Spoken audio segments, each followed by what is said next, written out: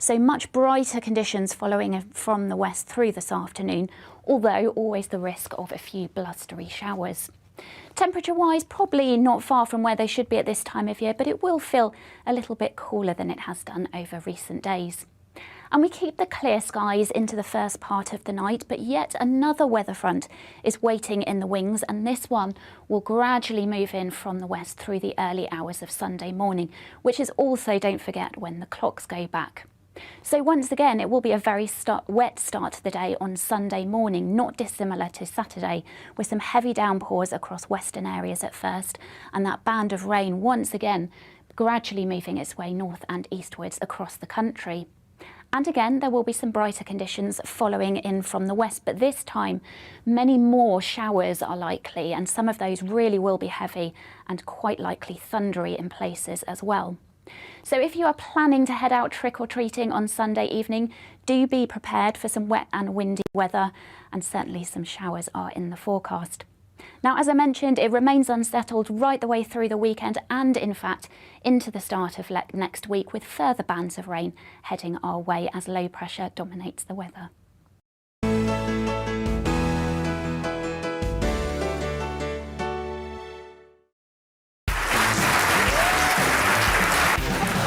My name is Andrew Doyle. Join me every Sunday evening at 7 p.m. for Free Speech Nation. This is a show where we address current affairs and news stories of the week with the help of two wonderful comedian panellists. I brought in comics because I want to give it a lighter edge, and also they work for less.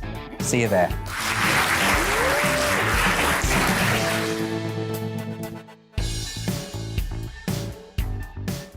I'm Colin Brazier. I've reported from more than 70 countries around the world, covered wars from Afghanistan to Iraq, from Lebanon to the Balkans. I'm trying to bring that experience, that feel for events, to the studio. And something else, I'm ready to give an opinion. Today's stories with a spark. Brazier from 8 p.m. weekdays on GB News. Join us for the Political Correction. We're here every Sunday to correct politics and put you, the people, back in charge. We talk about all areas of the United Kingdom, including Northern Ireland.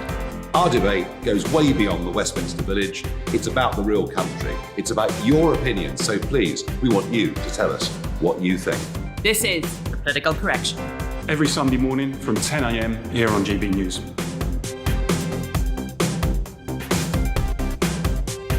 Hi, I'm Patrick Christies. And I'm Mercy Moroki. And we're hosting a show right here on GB News, 9:30 a.m. till 12 p.m. every single weekday, called To The Point. We're going to be talking about all the big issues that matter to you at home in Britain. Absolutely, whether it's holding politicians to account, discussing what's taking place in the Channel, banging on about law and order, we're not afraid to do the absolute lot of it. Yes, and if you're thinking it, you can guarantee that we'll be saying it. Make sure you're here 9:30 a.m. till 12 p.m. every single weekday, right here on GB News for To The Point.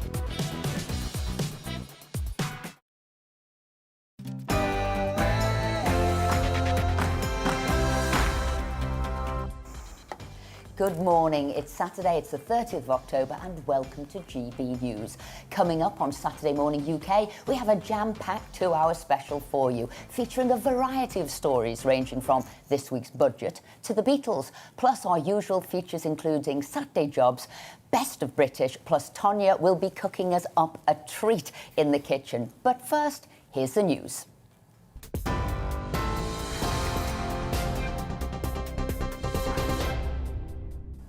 I'm Amelia Harper. This is your news at 10 o'clock. The Prime Minister has arrived at the G20 summit in Rome.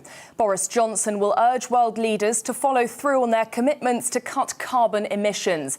Downing Street says the Prime Minister will deliver a tough message, saying countries that cause the most global warming must be held accountable. The summit comes ahead of the COP26 Global Climate Conference in Glasgow, which starts on Monday.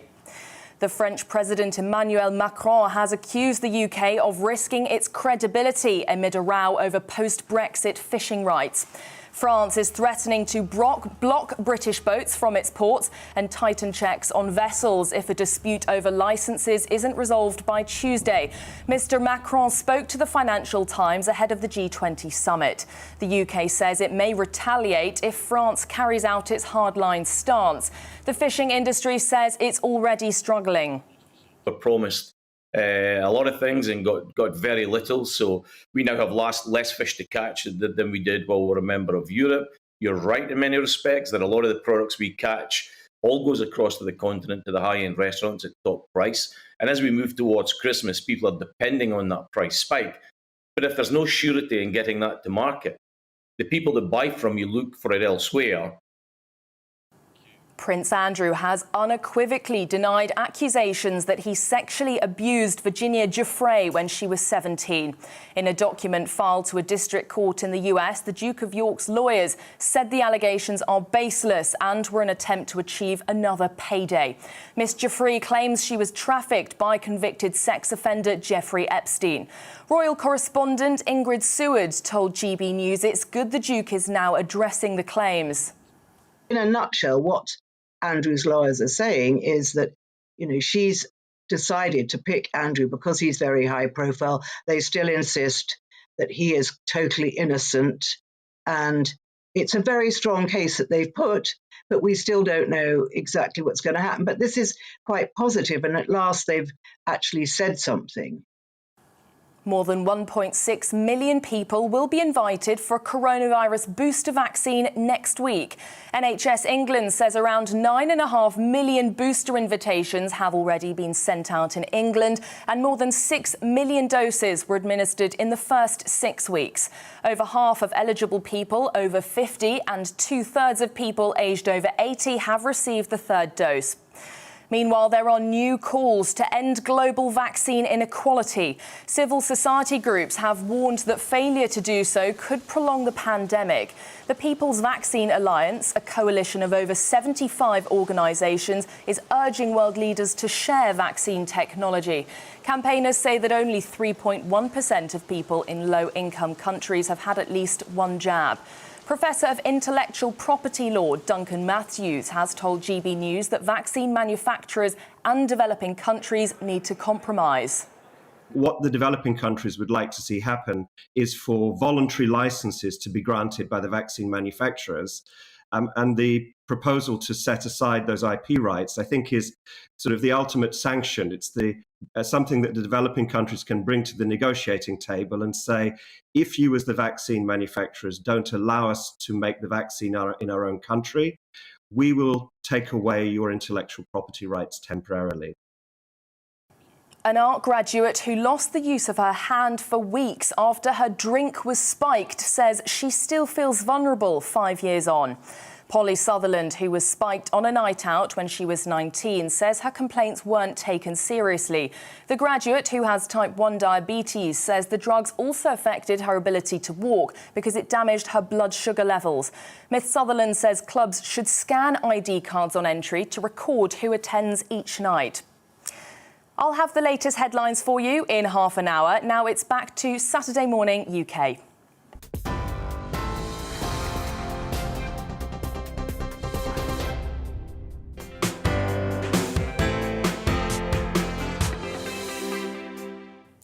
Good morning. It's Saturday, it's the 30th of October, and welcome to GB News. I'm Esther McVeigh. And I'm Tonya Buxton. Coming up this hour, we'll be reflecting on last Wednesday's budget. We'll also be looking at some of the stories which have caught our eye in the last week's news. Plus, in our regular feature, Saturday Jobs, we'll be speaking to the world-famous champion jockey, Frankie Dettori. As always, we'll be discussing the issues that matter to you, so get in touch by emailing gbviews@gbnews.uk. So one of the things that hit me when I was reading the papers today was that story of revenge. You know, when someone's done something to you, do you then do a revenge act? Do you put it out on Twitter, or do you do one of the things? What was it? Somebody put prawns in someone's curtains. Yeah. Could never locate where the smell was, but that smell was getting worse and worse. Or, you know, do you hide your other half's shoes? Yes, take one shoe. I know someone who took one shoe.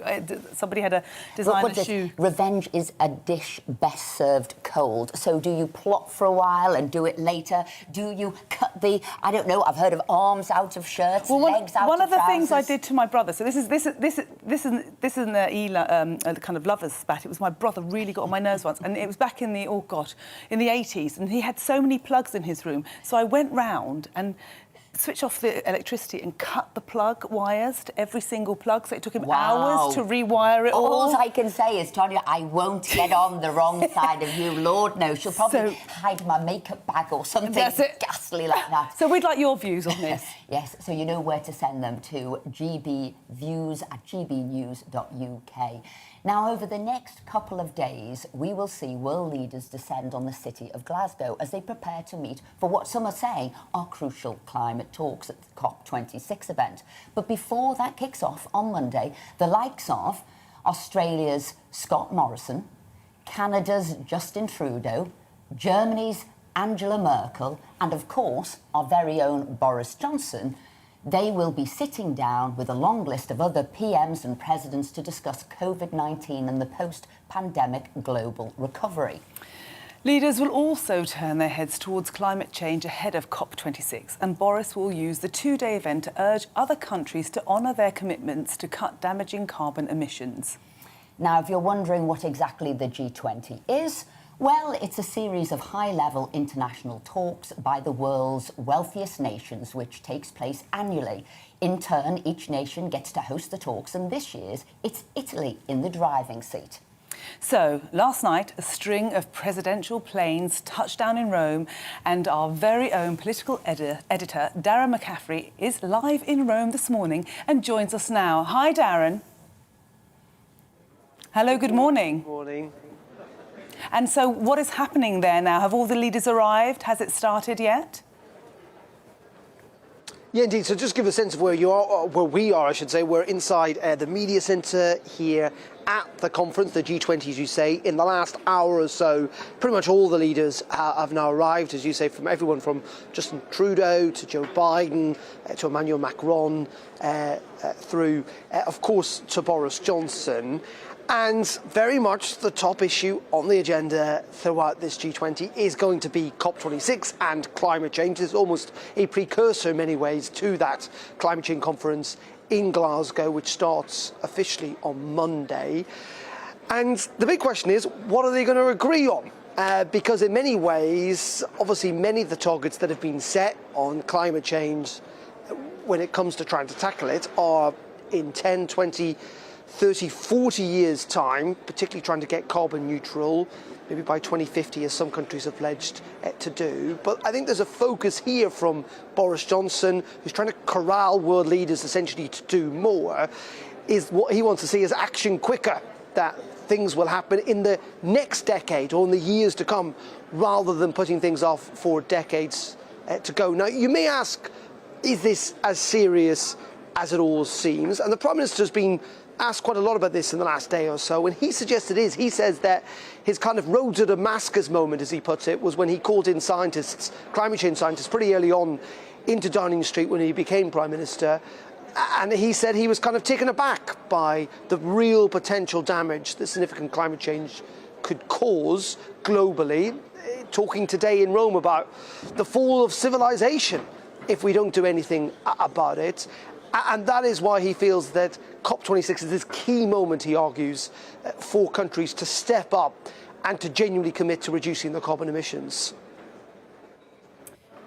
So do you think that the other leaders will be listening to Boris? Because it's all fair, good and well that we are making all these differences, and it's making a marked difference to our pockets and the money that we get given for our wages then to pay out to reduce climate change. Which other countries are doing as much as we are in Britain, or trying to do as much as we are? Yeah, you're right in suggesting that there is a little bit of a divide here.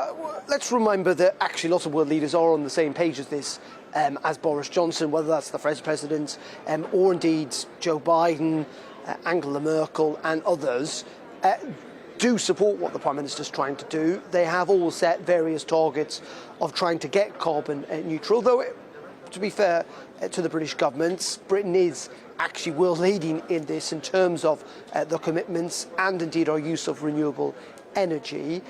In saying that, you're right, not everyone, Prime Minister could argue, is stepping up necessarily to the plate. We know, for example, President Xi of China is not coming to COP. Neither is the Indian Prime Minister Narendra Modi, the Russian President Vladimir Putin, not coming either.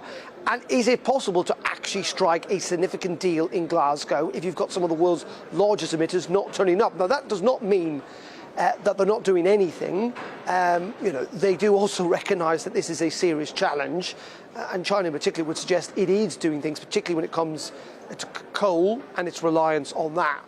But as I say, can you really get significant global difference if those key players are not stepping up? In terms of the economy stuff and having to pay for it, rather interestingly, we heard from Arnold Schwarzenegger, do you remember him, the former governor of California? His remark is that California has actually got some of the most ambitious climate change targets in the world, got very high environmental regulation in that state. Effectively is the 5th largest economy in the world. It was taken out of the United States. And yet it's still continuing to prosper. In fact, he would argue, as would Joe Biden and Boris Johnson, is that the green economy is a way of generating economic growth. It doesn't necessarily have to be damaging.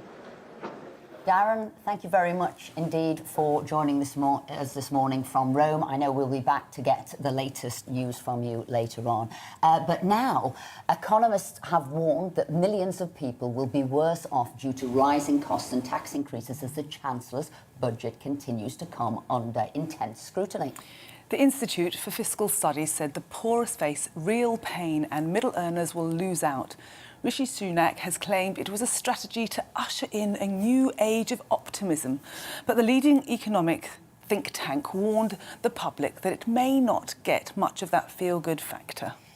So, what does this all mean and how will it affect you and me? To help us answer these questions is business commentator and co-founder of the investment platform Regionally, Justin Urquhart-Stewart. So, first of all, still dominating most of the newspapers today because we always know that the budget might be announced on Wednesday, but it takes a couple of days for everybody to go through that 195-page document and read the small print. So, do you want to give us just an overview of that budget? Well, first of all, it felt like being attacked by chaff. This huge array of different stuff coming at you inside. It reminded me, rather, it's extremely rude, of a bit like Gordon Brown budget. Lots and lots of little things in there. What was missing, well, I didn't get, and we can see in the papers, where was the strategy?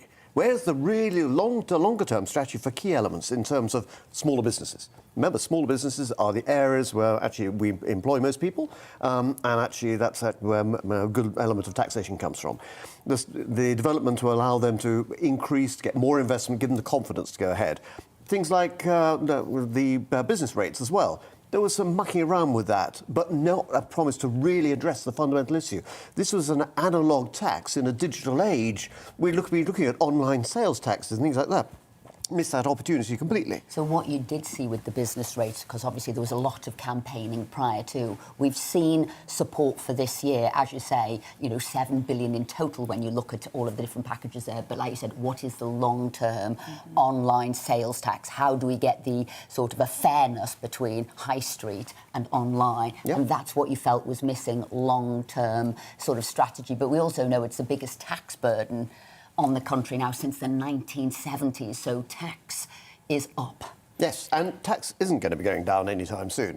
Unfortunately, we're in a position where our population isn't growing, it's ageing, and so in that position, we've actually got more people taking more money out of it than contributing to it. So where does the tax come from? We've got to find cleverer ways of trying to do this. I'm afraid cutting tax isn't going to be an easy thing to try and achieve. What we've got to do is be smarter with it, and you'll be smarter with it by giving tax breaks for more investment. So one of the key areas which wasn't in there that I want to try and see is actually then more investment. So companies tax efficient for them to invest. It's tax efficient for investors to be investing more for the longer term. But that was missing. But that was missing from this budget. Where was all the ISAs and all that sort of stuff? All of that stuff. For me, being a non-political person, in my head, I always thought the Tories, they don't increase taxes. They are a government who, that's not what they do. And what made me laugh is Rishi Sunak said he wanted to end this Parliament with cutting taxes. So why was that the last bit of his speech when all he did was raise them? So was it just all spin? Well, I suppose it's got to keep his some of the more extreme members actually happy. Sort of sit there. We promise we are cutting taxes, just not yet. We can't do it now. And you just said there's highly unlikely to cut taxes. I think it's highly unlikely. I mean, there were lovely things in there. For instance, we had for the British Business Bank, the Infrastructure Bank and things. But again, millions of pounds, not small amounts, but nothing really big. In terms of actually giving me the confidence, saying, I now know where we're going here. The thing that really worries me is that pumping millions into these unreformed public services, they just go into a black hole, don't they? I mean, things like, putting another $6 billion into the NHS when they've already put $40 billion. And for me, dealing quite a lot with the NHS at the moment due to family issues, what I do see is that it just goes into a black hole. The people on the ground that are doing the hard work are not getting the money. All these middlemen are getting the money. And so all this money they're pumping in, most of it will be lost on their pay rises anyway, won't it? Well, of course, that's the real background to all of this. Are you going to feel any better? Look at the inflation levels. It's all very well having a pay rise, but if your pay rise is lower than inflation, you're going to be worse off. Yeah. And we've mentioned before that actually the input inflation figures going into manufacturing are running at over 10%. That does not mean we end up with 10%, because business will try and take that down as it goes through the system. But it still means 4 or 5%. And the phraseology being used was not peaking at 4.5%, but averaging out at, hang on a second, averaging out, that means it's going to be inflation higher for longer. And at 4.5%, that's higher than people's pay rises. And sort of, adding to what Tonya there, you'll see in the FT today, page 3, grassroots Tories split by big spending budgets. You're seeing a sort of a division, I don't necessarily know if this is true, between the red wall seats and the sort of the home counties. And other big issues coming out, you mentioned the sort of the NHS. Since 2010, 40% of increases have gone to the NHS and only 3% into education. People are saying, if you're wanting an educated public, if you're wanting a higher wage economy and a more technological sort of future for the country, more needs to go into education. So if you had have been the Chancellor, Justin, was there any key things you would have looked to have done, except for, you've mentioned already, ease to invest in things. Anything else? Right. Because you've got to pay for COVID, people are saying. Yeah, well, he's obviously got to pay for it. He's run up a huge amount of money, but a lot of that money is with quantitative easing. And the joy of quantitative easing is this is government debt issued by the government, bought by the government. So it's on the asset side and the debit side. In theory, they could match it off, cross it off. They won't do that. But this is the magic money tree they've been able to use. You can't carry on using it, because eventually someone says, the Emperor is looking somewhat sartorially challenged. We haven't got to that stage yet. Now, what I would have liked to see is, something for private individuals in terms of investors to give them more confidence to know that they're going to have to take more responsibility for their health and welfare and finance, because that's what's going to happen. So therefore, encouraging people to start their pensions and ISAs from naught with tax incentives. You don't have to give them money, just the tax incentive. Same also then for companies as well, to be able to make sure that growing companies, and we're really good at technology in this country, but we're really bad at financing it. We can start it, but we find it difficult. Again, have that as an incentive. We've got enterprise investment schemes. There should be, I'm talking my own shtick here, but regional investment in enterprise schemes. Add an R to it, because if you want the red wall to be able to get that support in the short term, get that money going into those areas. There's no shortage of money. There's lots of people with money who want to invest. Put the plumbing in to enable them to do it. Absolutely. And then our GB sort of viewers are concerned or wondering about what does it mean to their mortgage rates if this inflation does take a hold. What does it really mean to everybody? And you can see the effect already. Look at the mortgage rates. They've started going up. The packages have gone. Rates are going to go up. OK, they're at 0.1%. They may go up a little bit more. They may go to 0.25%. actually, in terms of impact on the city, the city will have a hissy fit for a while. It doesn't make too much issue. But every little increase in those interest rates impacts on the amount of debt, the interest the government pays. And we're talking over 50 billion a year, actually slightly under 50 billion a year in terms of that. That could go up quite significantly. But also then those costs of those mortgages start going up for people. That means that's more money going out, which they haven't actually been receiving their pay rises. Add to that the fuel costs as well. I'm afraid this is going to be a difficult period for people at the moment. And it did stop the rise in fuel duty. It did stop that. That's fine. So don't drive anywhere. Do you think the middle-income families of Britain can take any comfort from this? Because all I've read is that really we'll be paying about £3,000 more each year. Is there any comfort in it for people like me in the middle? Well, the comfort you should take from it is actually the economy has recovered really rather well from a disaster. I mean, it was a global disaster, all of this. And we've come out of it actually borrowing not as much as we thought we would. He's had more income coming in. It's in a better position. So that's encouraging. But in terms of short-term issues for private individuals and families, I'm afraid it's looking a bit dark at the moment. And people are going to have to manage their household budgets really very carefully indeed. Even the issue over the £20 benefit, that was adjusted with regard to the being able to encouraging more people to go into better off in work. But even so, that doesn't quite make up for it. So I'm afraid, again, we come back to the strategy. The strategy should have been to actually give people the feeling to say, actually, we're dynamic, we're successful, this is what we're going to be doing to be more successful. And you didn't come away with that. Came away with lots and lots of, I say, chaff, lots of little pieces. And when any minister starts talking about repairing potholes, you know they're not looking at the main issue. Well, I tell you somebody who is dynamic, it's you. And we're delighted, Justin, that you have been with us this morning to give us your overview of the budget. But coming up on Saturday Morning UK, we'll be speaking to horse racing legend Frankie Dettori in our Saturday Jobs feature. Stay with us. Good morning. Unsettled is the theme for this weekend. After some exceptionally wet weather over recent days, we have further warnings for heavy rain in the forecast. And the reason things are quite so unsettled, this large area of low pressure has been sweeping weather fronts across the country in from the Atlantic, and some of those have been slow moving and some of those have been giving some really intense downpours. And this morning is no exception. Already some really heavy downpours have been affecting western and central areas. This weather front will continue to track its way east and northwards as we head through the day today. But we do have some improving conditions following on behind. So much brighter conditions following from the west through this afternoon, although always the risk of a few blustery showers. Temperature-wise, probably not far from where they should be at this time of year, but it will feel a little bit cooler than it has done over recent days. And we keep the clear skies into the first part of the night, but yet another weather front is waiting in the wings, and this one will gradually move in from the west through the early hours of Sunday morning, which is also, don't forget, when the clocks go back. So once again, it will be a very wet start to the day on Sunday morning, not dissimilar to Saturday, with some heavy downpours across western areas at first, and that band of rain once again gradually moving its way north and eastwards across the country. And again, there will be some brighter conditions following in from the west, but this time many more showers are likely, and some of those really will be heavy and quite likely thundery in places as well. So if you are planning to head out trick-or-treating on Sunday evening, do be prepared for some wet and windy weather, and certainly some showers are in the forecast. Now, as I mentioned, it remains unsettled right the way through the weekend and, in fact, into the start of next week, with further bands of rain heading our way as low pressure dominates the weather.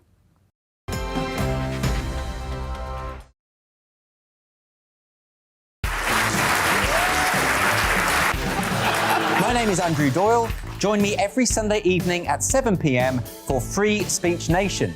This is a show where we address current affairs and news stories of the week with the help of two wonderful comedian panellists. I brought in comics because I want to give it a lighter edge, and also they work for less. See you there.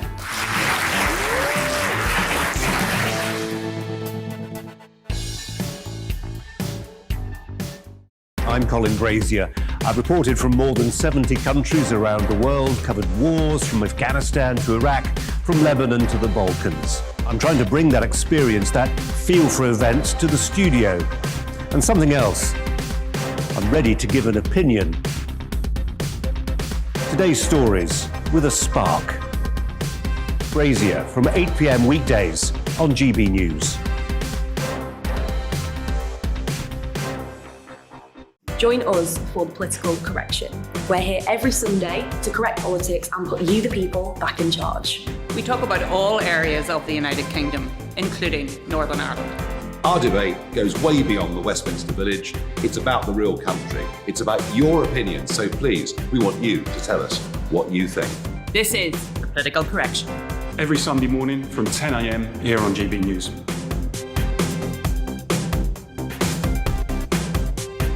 Hi, I'm Patrick Christie's. And I'm Mercy Moroki. And we're hosting a show right here on GB News, 9:30am till 12pm, every single weekday, called To The Point. We're going to be talking about all the big issues that matter to you at home in Britain. Absolutely, whether it's holding politicians to account, discussing what's taking place in the Channel, banging on about law and order, we're not afraid to do the absolute lot of it. Yes, and if you're thinking it, you can guarantee that we'll be saying it. Make sure you're here 9:30am till 12pm, every single weekday, right here on GB News for To The Point.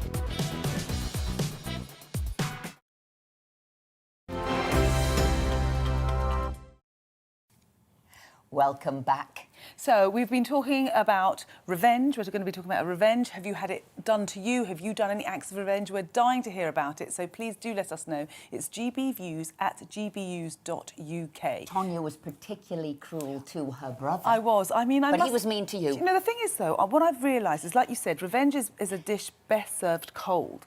But my nature being, I blame it on being Greek, of Greek origin, kind of makes you kind of knee-jerk reaction. But actually, if I leave it to get cold, I probably don't want to do the revenge, to be honest. Yes, yes. But you are Latino temperament. You are sort of feisty and fiery. Sometimes I think just going cold is probably the good thing. Is a good one, just icy cold. But that's the icy blonde way of doing it. Oh, is it? It is, yeah. I think it's probably the cleverer way of doing it. But we'd love to hear your views, so please do email us in. And I know that's gbviews@gbnews.uk. And I know some of you are getting in touch with what the budget means to you as well. But it's that part of the show where we take a trip down memory lane and reminisce about those all-important Saturday jobs we had when we were growing up. For many of us, a Saturday job was our first taste of financial freedom, from the newspaper rounds to manning the tills at the local supermarket. The all-important Saturday job was a major milestone in our lives.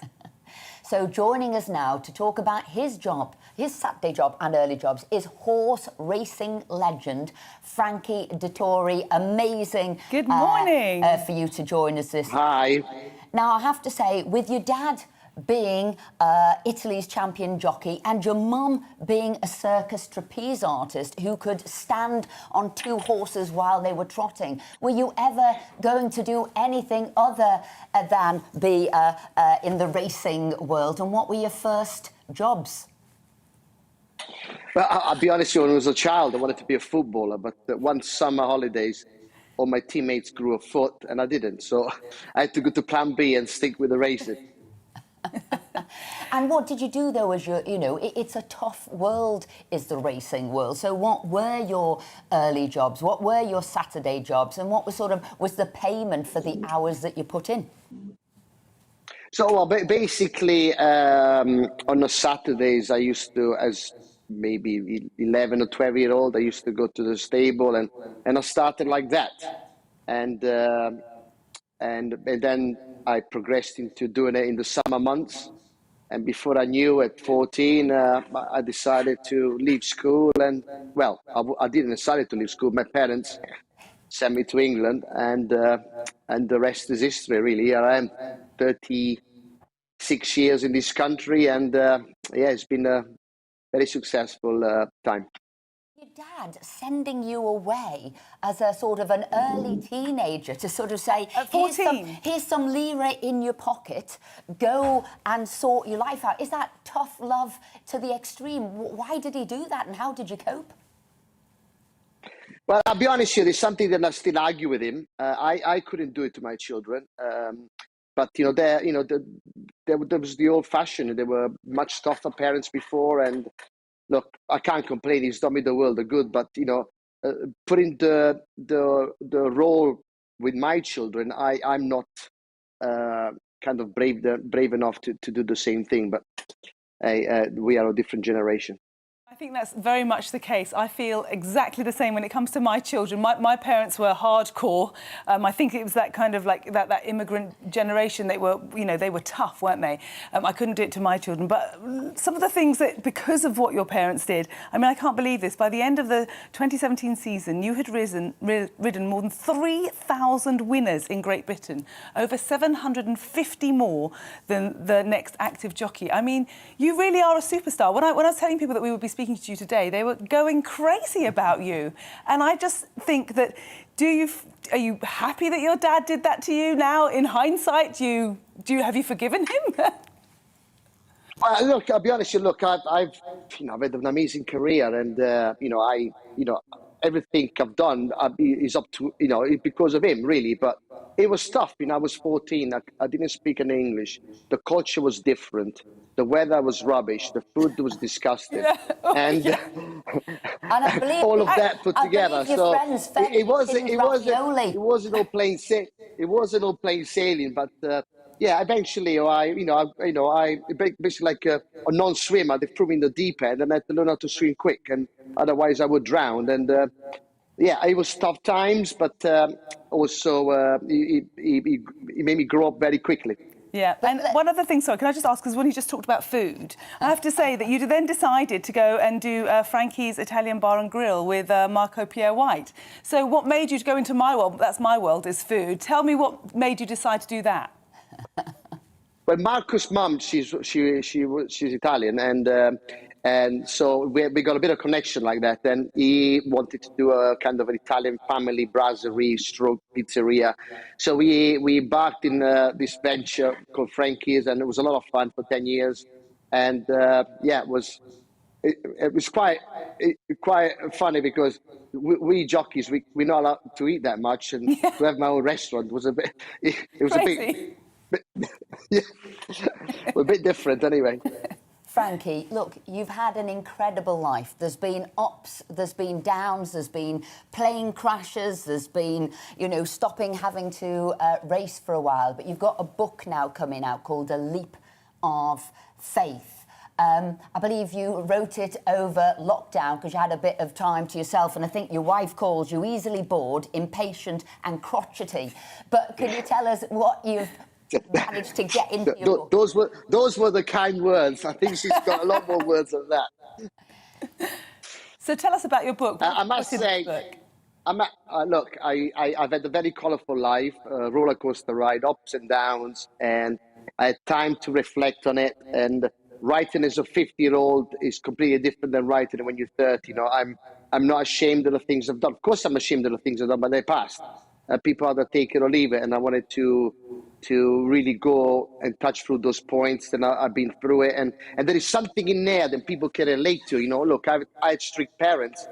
I left my country when I was young, and I'm sure there is lots of people out there that have been through the same thing. So it's a lot of things you can pick from my life that people have experienced. So is a good read, and I hope people can enjoy it. But it's not just a book, Leap of Faith. There's also a film coming out, Dettori. But before you go, I know I've got to ask you this question because everybody will want to know, can you give us a winner today? I know you're racing. I can tell you're all geared up and you're speaking to us. You're racing at Newmarket on Spin Around. You're only riding one horse. So are we to take that as a cue to back that horse? And then I know you're off. Yeah. Fingers crossed, absolutely. And then you're off to America to be in the Breeders' Cup. Are you flying out tomorrow? Yes, basically this one is my last ride of this season. It's favourite, so it should be go very close, Spin Around. And I'm coming back, I'm packing, I'm leaving tomorrow morning. So I'm racing next weekend in California. Pretty much looking forward to it, and yeah, it's a new challenge. And I know that you're sort of very close, and I say close friends with the Queen because she loves racing. And obviously, she's taken 2 weeks off. I know one of her last outings was actually at Ascot. But you've got such great stories, having won the King George so many times, and your rivalry with Lester Piggott. Yeah, basically, I think when I rode my 4th King George, she gives you the trophy, and we were having a chat in the podium, and I said, "Oh, Your Majesty, this is my fourth King George." And she turned around and said, "Well, Leicester's won 7. Boom, she put me straight back to my place." Oh, look. But anyway, I saw her last 2 weeks Saturday, and yes, she looked, I must say, the doctors are quite right. She looked quite tired, and yeah, I hope she gets well soon and takes a good rest, because we love Her Majesty. She's a wonderful person, and we're going to miss her for not being at the races for a while. Oh, Frankie, lovely having you with us today, and good luck with your book, Leap of Faith. So there's plenty more still to come on Saturday Morning UK. But first, here's the latest news headlines.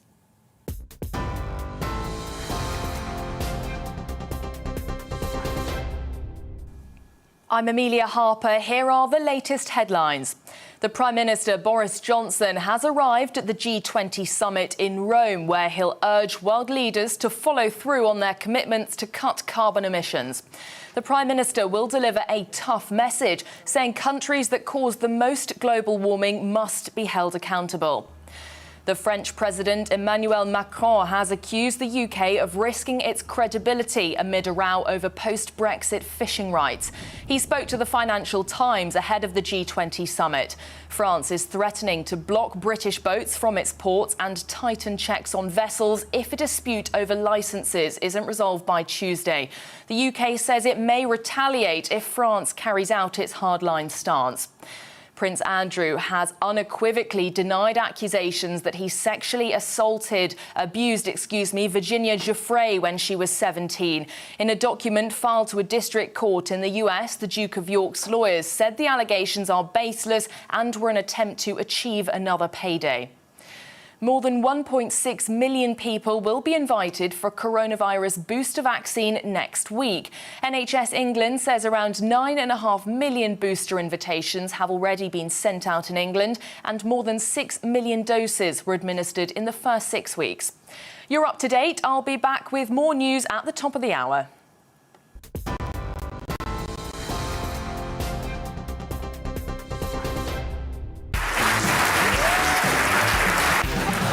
My name is Andrew Doyle. Join me every Sunday evening at 7 p.m. for Free Speech Nation. This is a show where we address current affairs and news stories of the week with the help of 2 wonderful comedian panellists. I brought in comics because I want to give it a lighter edge, and also they work for less. See you there.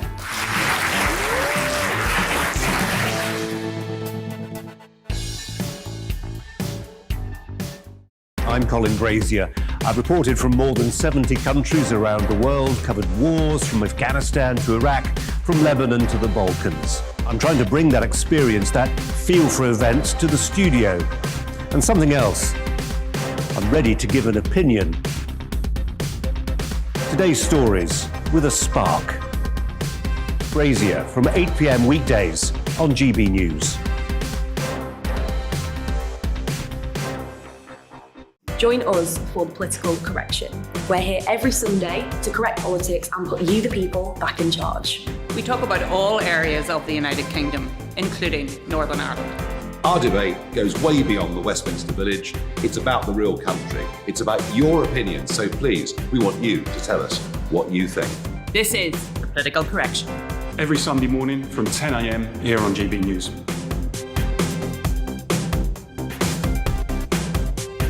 Hi, I'm Patrick Christie's. And I'm Mercy Moroki. And we're hosting a show right here on GB News, 9:30 a.m. till 12 p.m. every single weekday. Call to the point. We're going to be talking about all the big issues that matter to you at home in Britain. Absolutely, whether it's holding politicians to account, discussing what's taking place in the channel, banging on about law and order, we're not afraid to do the absolute lot of it. Yes, and if you're thinking it, you can guarantee that we'll be saying it. Make sure you're here 9:30 a.m. till 12 p.m. every single weekday right here on GB News for To The Point.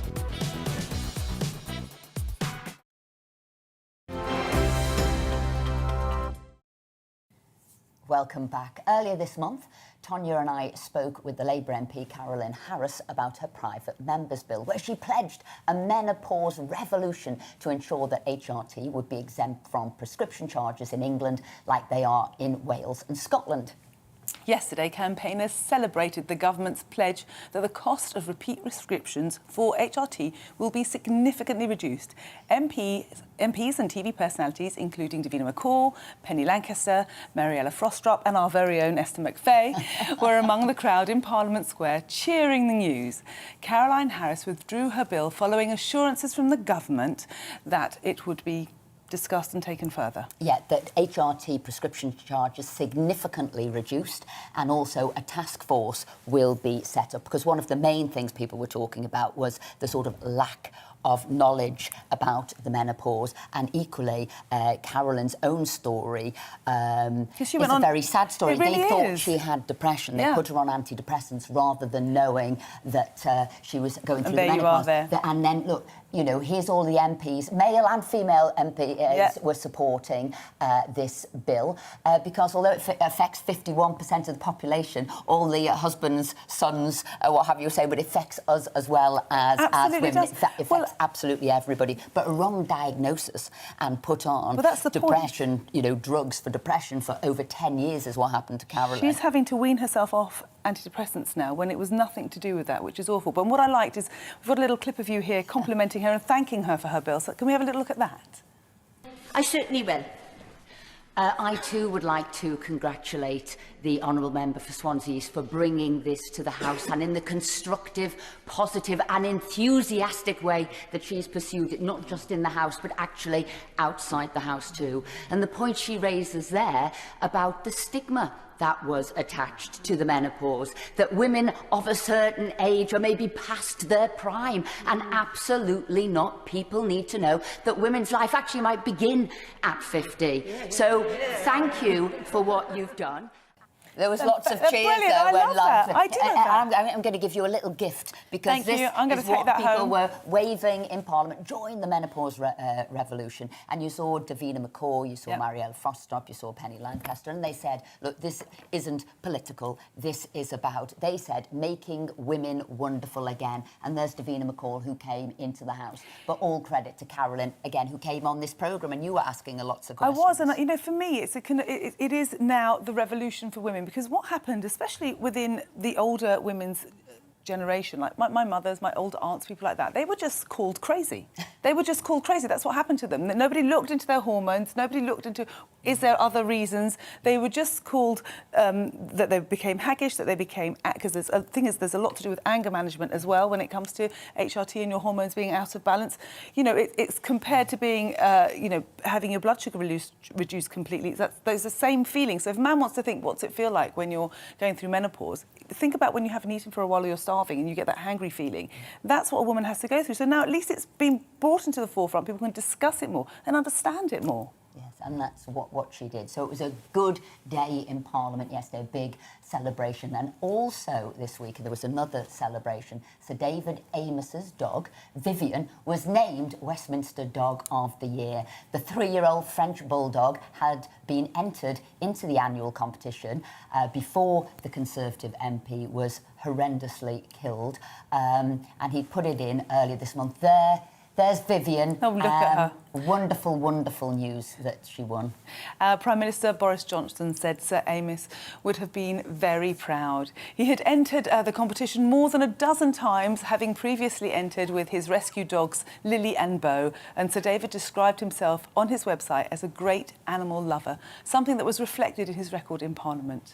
And you know what? I was looking that he'd posted a tweet on the 6th of October saying, you know, vote for Vivian, vote for my dog, like I said, a huge animal lover. And then who could believe only a week later he was killed? I mean, you know, you just can't get over that. There you are, full of life, doing things, and then tragically your life was taken away. But I'm sure he's looking down, and it's made him very happy to see that Vivian has won this award finally. And isn't she gorgeous anyway? Look at her. Look at her. And what I like is she's wearing her little bandana there, which is something that... Yes, City of Southend, what he always wanted. He'd been fighting for. So in his honour, many things have happened. He was a good man, and it's still a little bit too sad. Yeah. Oh. Moving on to another very, very sad story too. This is two killers The first prisoners to be considered by the parole board under Helen's law have had their bids for freedom rejected. Both David Harker and Glyn Rosell have been refused release this week after this law came into force earlier in the year in a bid to make it harder for killers to get parole if they refuse to reveal where they hid their victim's body. Both Harker and Rosell will be eligible for another parole decision in about 2 years' time. The Prisoners Act 2020, known as Helen's Law, was enacted in January, named after insurance clerk Helen McCourt, who vanished on her way home from work in 1988. The law will still also apply to paedophiles who refuse to identify those they abused. To talk more about Helen's Law, we are joined by campaigner Jean Taylor, whose daughter Chantal was killed in 2004. Morning, Good morning. Jean. Morning, Jean Taylor. Now, yes, good morning. Now, I know that you've got one charity, you have two in fact, but one charity is called Families Fighting for Justice, and I know you supported Helen's mother, Marie McCourt, to get Helen's Law come through about how, you know, the body needs to be revealed and how that will be taken by the parole board into consideration whether the prisoner will be released or not. But can you tell us a little bit about your story, about what happened to your daughter and why it's so important that the murderers must reveal where the body is? Thank you very much for having me on, by the way, and having the voice to... well, first of all, my daughter, Chantal, was... met with Stephen Wynne, and she knew Stephen Wynne because they were in the same class in secondary school together. And so she went back to his house and thought she was safe, because she knew him. And while she was at his house, Stephen Wynne struck Chantal at the side of the neck with a meat cleaver and left her dead or dying on his bedroom floor. Went downstairs and lit a cigarette. What he then decided to do to my daughter was unimaginable than any normal human being could ever even think about doing. He dismembered my daughter's body and put her body parts in his loft in his house, in a septic tank, getting rid of all the evidence. But what he didn't do was get rid of the clothes that Chantal wore and his own clothes that he had on that night, which was obviously fully bloodstained. And he put those clothes inside a bin bag inside his shed in his back garden. He then put the meat cleaver and other weapons he buried under concrete slabs in his back garden. He then went about his everyday life as normal, went to work every day, went and chatted with his friends, brought his own son, at that time a very young son, to a party in his garden, a Halloween party that he held there. But what Stephen Wynne also knew, that myself and the community of Birkenhead and my best friend Marie Baines was searching length and breadth of not only Birkenhead but Liverpool, and as the months went on, that search continued up and down the country. Those in Birkenhead stood behind me, shoulder to shoulder, searching for my daughter. And 19 months of searching and saying nothing. I gave interviews trying to find any information about my daughter on BBC 24-hour News, Sky News, the local free newspaper. I put posters up, thousands of them. There was a reward also put out. 19 months of not knowing. Chantal was 27 years of age and had 3 young children. Time she went missing. In all those months, Stephen Wynne remained silent. Knowing the searches, he'd even made a comment to one of his friends, saying, "I wonder where that girl is, that Chantal Taylor, that's gone missing." But then, never. In retaliation to the 7/7 bombings, he did an arson attack on a mosque in Birkenhead. He left behind his DNA evidence that went through the system, and the police revealed then it belonged to Stephen. His house was searched by armed police officers in the early hours of that morning. 19 months after he'd murdered brutally mutilated Chantal. He was arrested, and according to him, he put Chantal's body parts in 2 different locations. 19 months later, those locations were searched. Obviously, part of Chantal's body was put in a skip and went to a landfill. The rest of their body parts, he said he put in Northern Park. He just threw them in bushes of heather. That too was searched 19 months later. Nothing was ever found. So, Jean, So I've never found my daughter's body from that day to this. Yeah. My daughter's body has never been blessed. My family are of Catholic faith. Her body's never been blessed.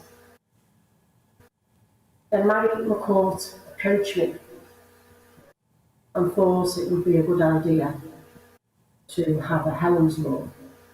No body, no parole. Of course, I wanted to stand shoulder to shoulder with Emmanuel Macron. I applaud the work, tireless work that Emmanuel Macron's done, and Fiona Duffy, to get Helen's Law where it is today. Jean, However, can I ask about Helen's Law? I know you would like it to go further. You would like the law that if there was, no body, no parole, whereas at the moment, yes, the parole board have to take in consideration, legally obliged to see whether they will be forthcoming with the evidence about the body. But they do say if the person poses no legal risk or no risk of harm, the murderer will be released. But you want it to be go more than that. If they don't tell you where the body is, then you will not be released. But are you pleased at the moment that we've seen 2 killers not released once the parole board has listened to them and they weren't forthcoming with the information? Is it a step in the right direction? Because I know you did so much to make sure this law went through. yes, I'm really pleased that that now has taken effect and stopped those coming out on parole.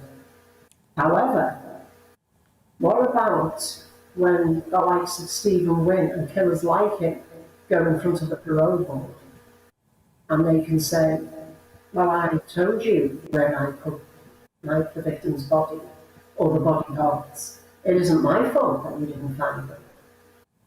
So then it can be said in the killer's favour, well, he did tell us it's not our fault, we didn't really find them. So he would be granted parole. Well, that's wrong, because a family like myself and others who are in my situation, Helen's Law wouldn't be suitable, and it's an amazing law, don't get me wrong. Of course I do. However, you'll get killers now who have realised Helen's Law. They may want to speak to someone in prison. That's all well and good. But what if they're telling lies where they put the body?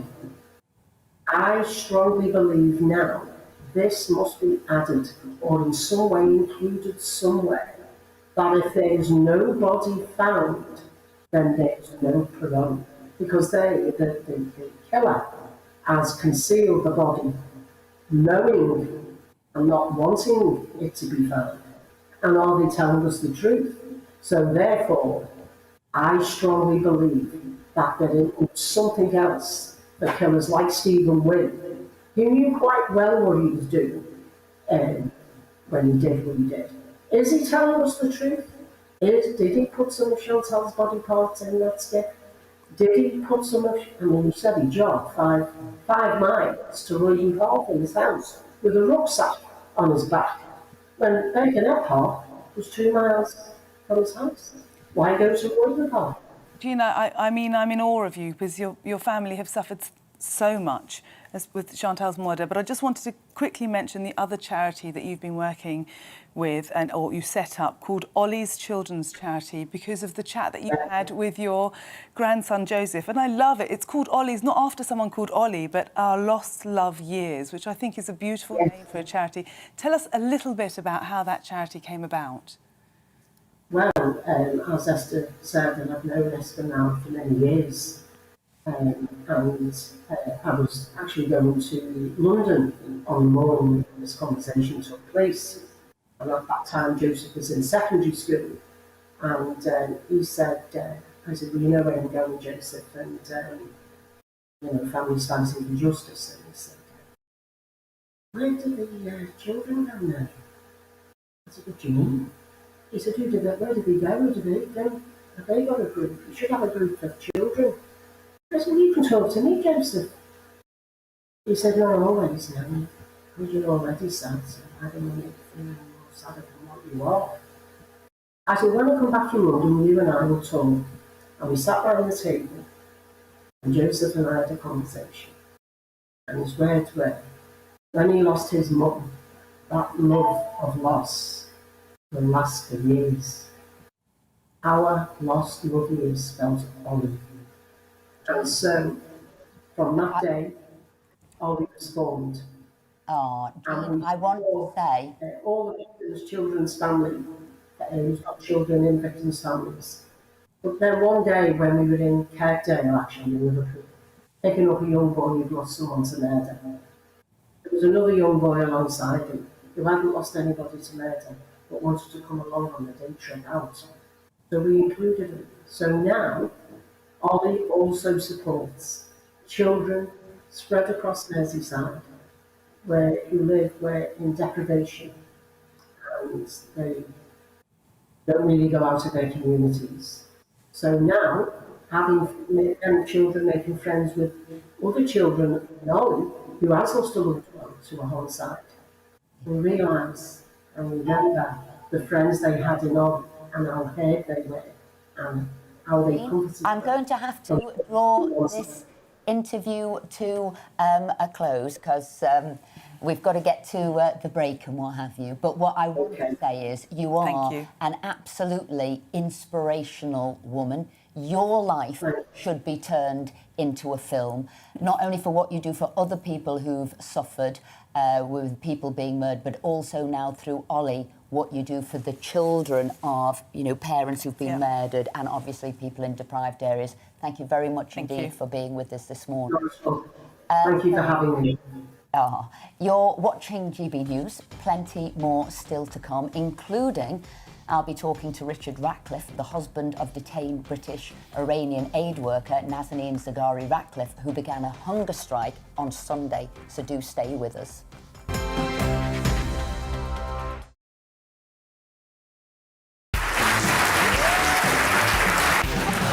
My name is Andrew Doyle. Join me every Sunday evening at 7 p.m. for Free Speech Nation.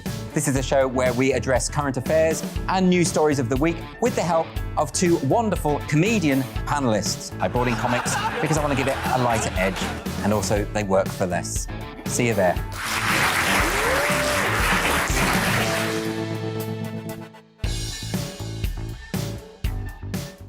I'm Colin Brazier.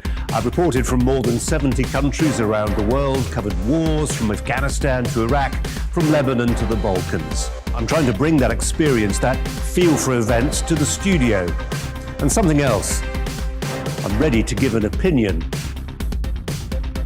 Today's stories with a spark. Brazier from 8 p.m. weekdays on GB News.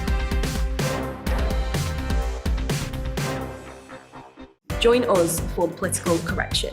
We're here every Sunday to correct politics and put you, the people, back in charge. We talk about all areas of the United Kingdom, including Northern Ireland. Our debate goes way beyond the Westminster Village. It's about the real country. It's about your opinion. So please, we want you to tell us what you think. This is Political Correction.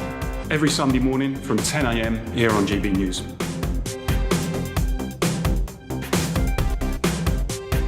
Hi, I'm Patrick Christie's. And I'm Mercy Moroki. And we're hosting a show right here on GB News, 9:30am till 12pm, every single weekday, called To The Point. We're going to be talking about all the big issues that matter to you at home in Britain. Absolutely, whether it's holding politicians to account, discussing what's taking place in the Channel, banging on about law and order, we're not afraid to do the absolute lot of it. Yes, and if you're thinking it, you can guarantee that we'll be saying it. Make sure you're here 9:30am till 12pm, every single weekday, right here on GB News for To The Point.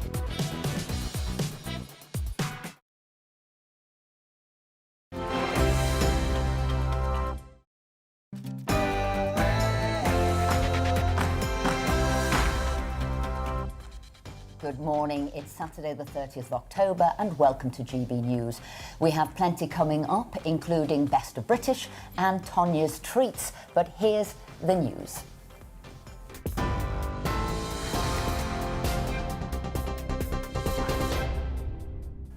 I'm Amelia Harper. This is your news at 11 o'clock. World leaders have arrived at the G20 summit in Rome.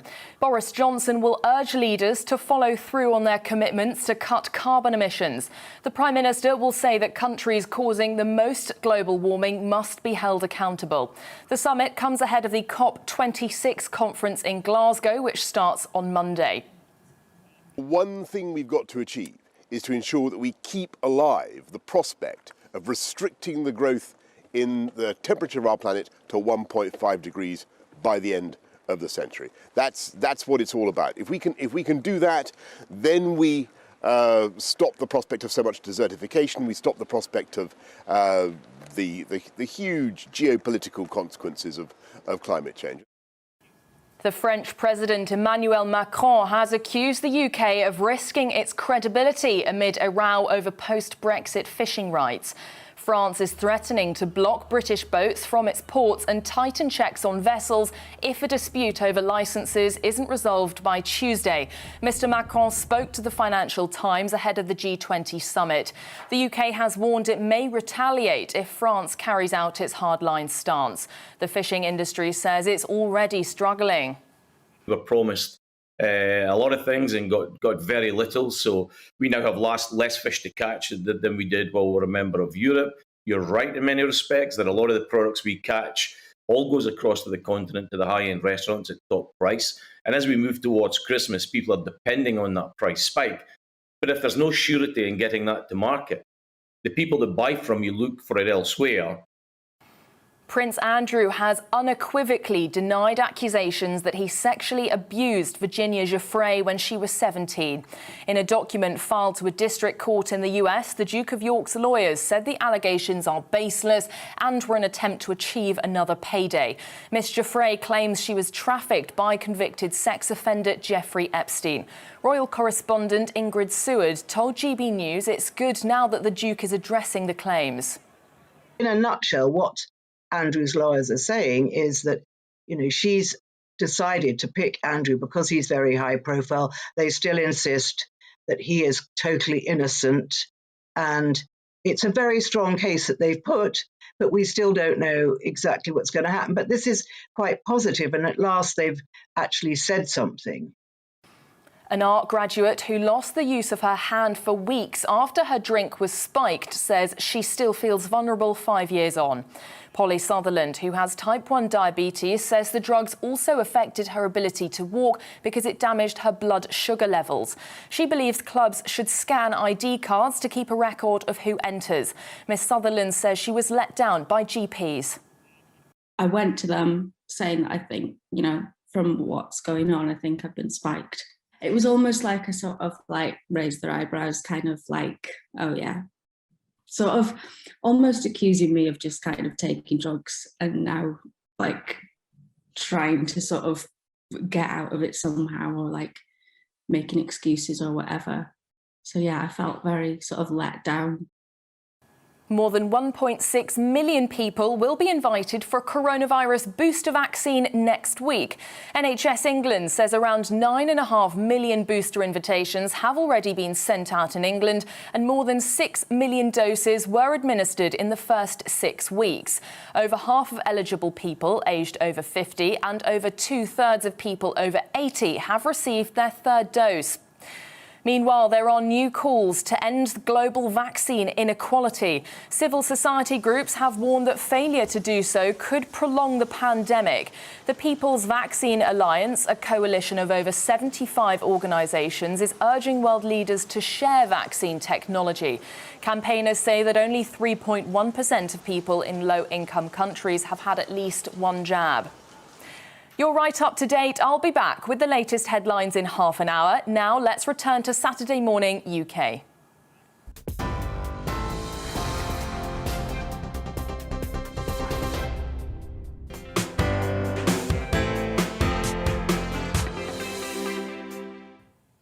Good morning. It's Saturday the 30th of October and welcome to GB News. I'm Esther McVeigh. And I'm Tonya Buxton.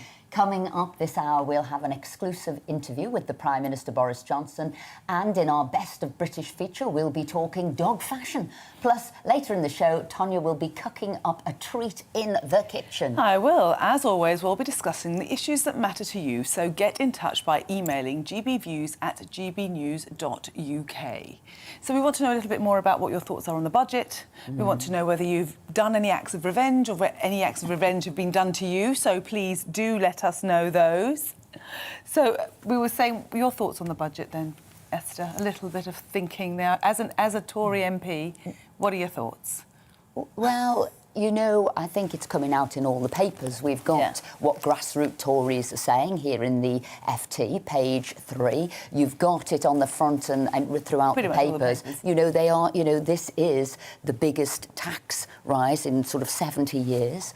How are we going to pay for it? Was it a budget that could have been done by Gordon Brown rather than Rishi? When I look at this, it looks like a kind of new Labour budget, and as we've seen, there's just so many little bits of it. And for me, in my family, I'm not getting any solace from this. You know, I think we're going to be having to pay over £3,000 more per year in our family. All the middle-income families are going to struggle with this. So, I never agreed with the amount of money that was spent over lockdown and COVID. So I think there needs to be I would like to have more of a discussion about how this is going forward and how it's going to affect us, you know, the British public. Look, put it this way, we've got to make sure, you know, what is happening with the cost of living for people. That's what we've got to make sure, you know, what's happening there. I understand that we've got to pay for COVID and the havoc that has wreaked on us all, but what is that vision and view of the future, and how do we make sure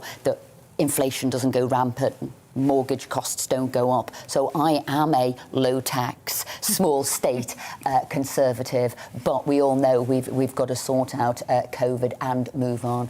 Now, look, over the next couple of days, we will see world leaders descend on Glasgow as they prepare to meet for what some are saying are crucial climate talks at the COP26 event. But before that starts on Monday, the likes of Australia's Scott Morrison, Canada's Justin Trudeau, and Germany's Angela Merkel, and of course our very own Boris Johnson, will be sitting down with a long list of other PMs and presidents to discuss COVID-19 and the post-pandemic global recovery.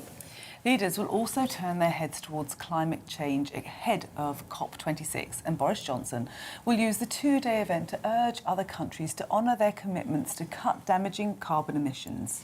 Now, if you're wondering what exactly the G20 is, well, it's a series of high-level international talks by the world's wealthiest nations, which takes place annually. In turn, each nation gets to host the talks, and this year it's Italy in the driving seat. So last night, a string of presidential planes touched down in Rome, and our very own political editor, Darren McCaffrey, is live in Rome this morning and joins us now. And I believe you've spoken with the Prime Minister earlier. Is that right? Yeah, indeed, Tonya. Welcome to Rome. Boris Johnson is here meeting with lots of world leaders. In fact, the G20 summit has literally just got underway, though he's been pretty busy this morning meeting with Mario Draghi, the Italian Prime Minister, also with Justin Trudeau, the Canadian Prime Minister, and Ursula von der Leyen, the EU Commission President. But before all of that happened, I managed to catch up with Boris Johnson at the Colosseum here in Rome, in which I talked to him about that fisheries row with France, what he was hoping to achieve at COP. But I started by asking him about the latest situation with the Queen, who of course has been told to rest for the next 2 weeks. Let's have a listen.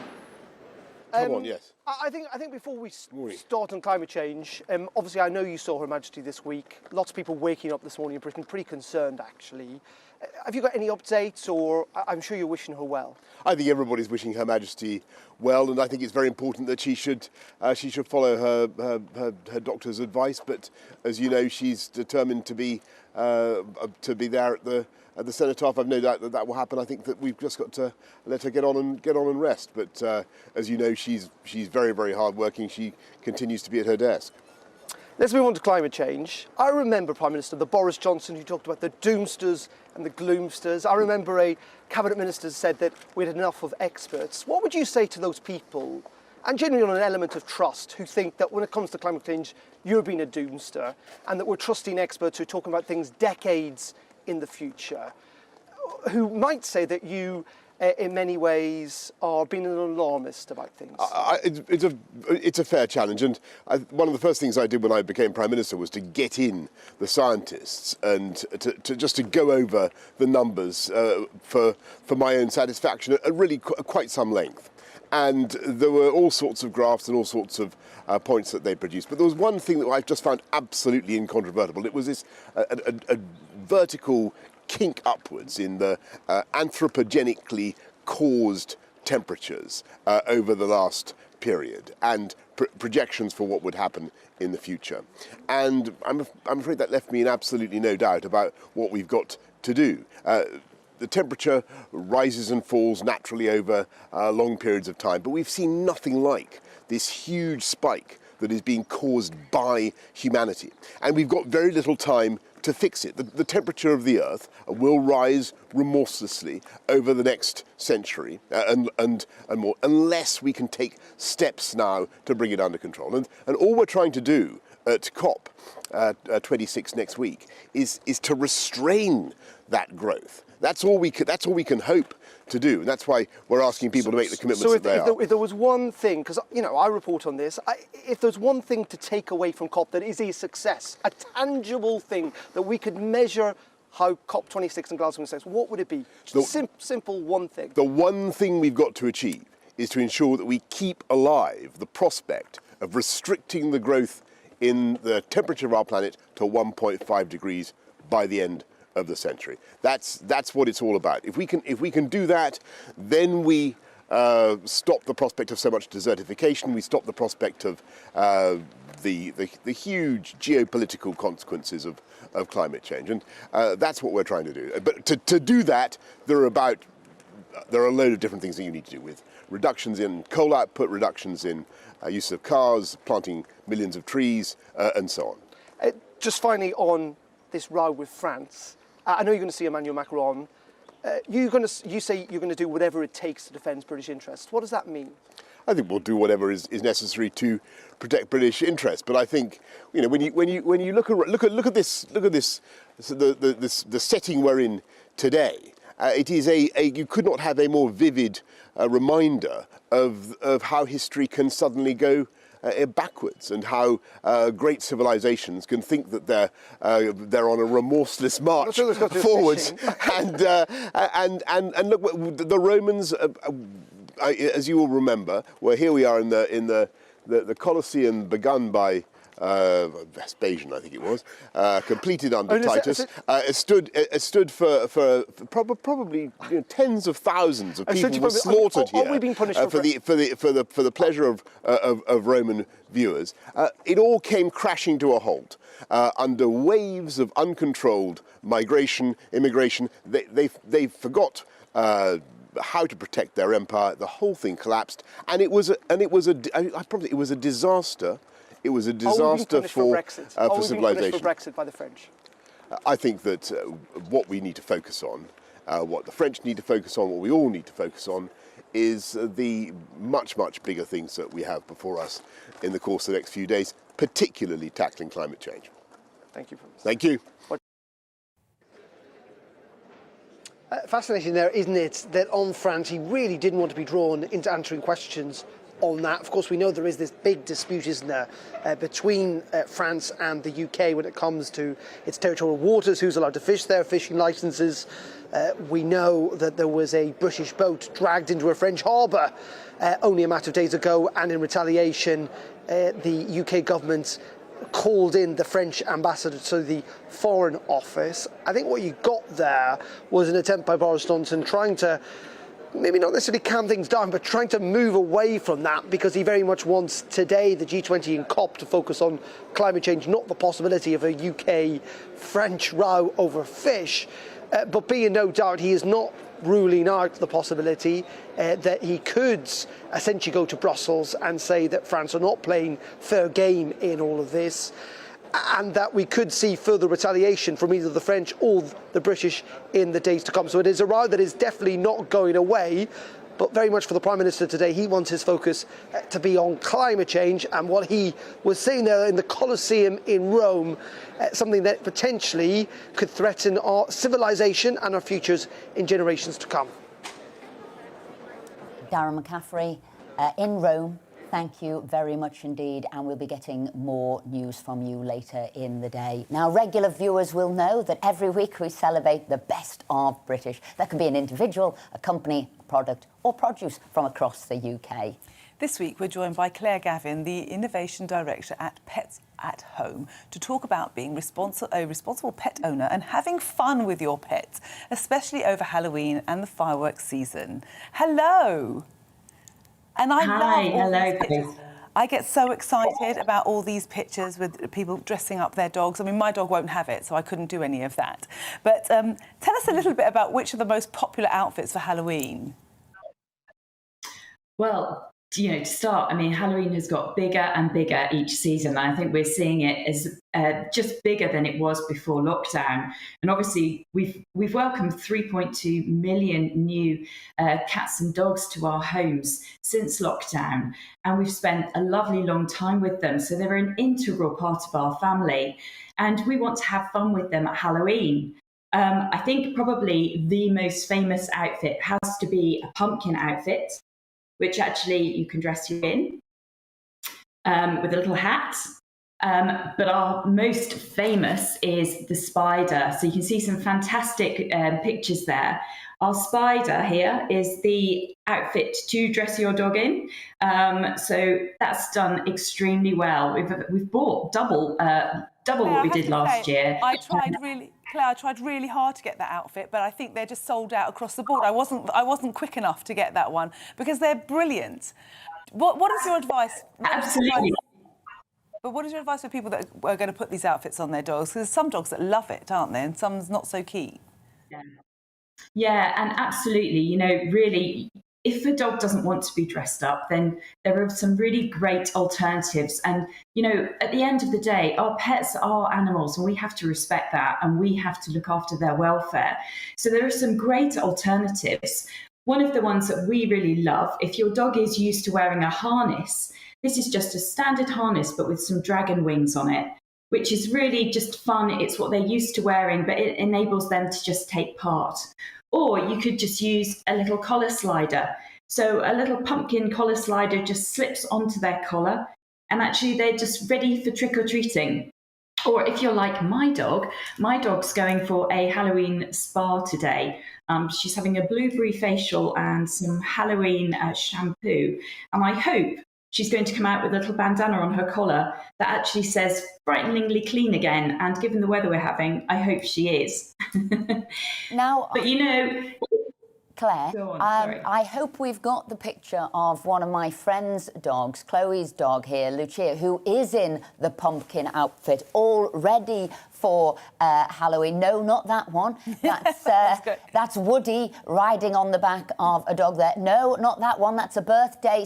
These are all my friends' dogs who enjoy all of this. But can we see Lucia? No, that's Cindy. It's coming. This is the one in the, it's a bodysuit, a skeleton bodysuit. That's a tiny little pumpkin outfit there. But we're waiting for the best dog of them all, who enjoys to pose. No, it doesn't seem you've got it, but that is Lucia, who is a pumpkin. But I want to know, Claire, you must have the best job in the world, working with animals, all kinds of animals, travelling around the world, getting, I don't know, the latest, whether it's nutrition, for pets, food for pets, or designing clothes for it. How on earth, A, did you know this job existed, and B, get the job? Well, I've been in retail for about 20 years, in human retail, and I've always been fascinated by how trends build, how innovation comes to life. And as our dogs become more and more part of the family and we are humanising what we do with them, it's been fantastic to be able to work with our pets to deliver them fantastic innovation pieces, but actually with their welfare in mind, so we're doing the right thing. So the food that will give them the best nutrition, treats that will help their dental condition, clothing that actually is fire retardant, so we keep our pets as safe as we can, and, collars and leads that are tested. And it's also looking at the different colours that we're bringing through the human world. We can see tech coming into the human world and how that translates into pet. So marrying all of that love of innovation and trends is just fantastic to be able to deliver it in the pet market, surrounded by pets. I mean, we have about 200 dogs in the office now, and they are very happy to test everything that we're doing, which is fun as well. And we are a nation of animal lovers. What I want to know, does our love know no bounds when it comes to our pets? Well, I was thinking about the fact that bonfire night is shortly going to be upon us, isn't it? And whilst we want to involve our pets in everything, as I said, they are animals, and they are, we have to respect that, and we need to look after their welfare. That's our job as pet owners, isn't it? So not only do we want to build the best bonds with our pets, we want to take the best care of them. So they don't like big bangs and fireworks, and it's really important to be able to see when your dog is stressed. So it might be panting, it might be diving for cover under something, or it might just be barking, or its tail might be down. And there are things that you can do to protect your dog at these times of year. One of the things that we think is brilliant is playing music. So we've compiled a playlist, and as a trend, music is becoming bigger and better and more important in calming dogs. There are also plug-in pheromone centers that you can put in your house, and they mimic the scent that a mother gives off just after birth, which is a reassuring, safe smell and scent for dogs. And then I think what's a really great humanized idea is there is something in the market called a thunder shirt. Essentially, it's a jacket that you put on your dog and you pull it as tightly around them as possible. And the idea is it mimics how you would pick up a child and give it a very tight cuddle to reassure it and tell it it's okay. And the thunder shirt works in exactly the same way for dogs. And how great is that? So there are ways that, we really do have to look after them, next week in particular. Claire, thank you so much for being with us this morning. We are a nation of animal lovers, and you most certainly are the best of British, with all that innovation, all that design, and yes, costumes a bit of fun, but also looking after your dogs too. But coming up, I'll be speaking with Richard Ratcliffe, the husband of the British detained Iranian aid worker Nazanin Zaghari Ratcliffe. So do stay with us.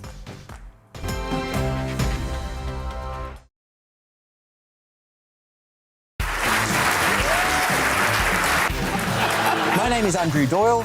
Join me every Sunday evening at 7 p.m. for Free Speech Nation. This is a show where we address current affairs and news stories of the week with the help of two wonderful comedian panellists. I brought in comics because I want to give it a lighter edge, and also they work for less. See you there.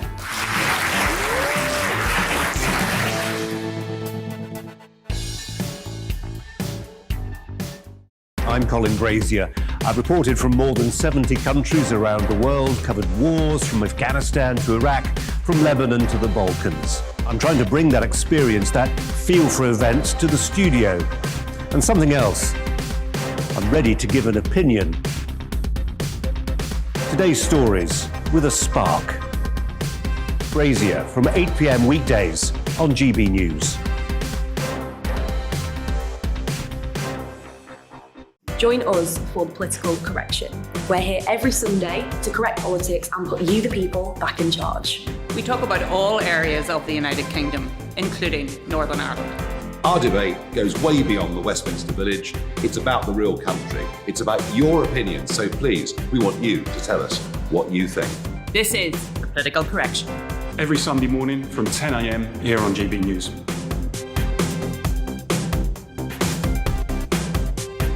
Hi, I'm Patrick Christie's. And I'm Mercy Moroki. And we're hosting a show right here on GB News, 9:30 a.m. till 12 p.m. every single weekday. Call to the point. We're going to be talking about all the big issues that matter to you at home in Britain. Absolutely, whether it's holding politicians to account, discussing what's taking place in the Channel, banging on about law and order, we're not afraid to do the absolute lot of it. Yes, and if you're thinking it, you can guarantee that we'll be saying it. Make sure you're here 9:30 a.m. till 12 p.m. every single weekday right here on GB News for To The Point. I'm Mark Dolan. Join me live from 9 p.m. to midnight every Friday, Saturday and Sunday. Your weekend starts here. My show exists to do three things: to inform, to debate and to entertain. Big guests, big stories and big opinions. And I can't do any of it without you. It's lively and it's a little bit funny. So join me from 9 p.m. to midnight every Friday, Saturday and Sunday on GB News. Join my show Farage, 7 p.m. till 8 p.m. Monday through Thursday. And there you will get opinion, analysis, debate, and I'll cover stories that nobody else dares to touch. And then for the last 15 minutes, talking pints. We're over a drink. We have a civilized conversation with someone. We very often disagree, but we do it in a grown-up way. Come and join me on Farage.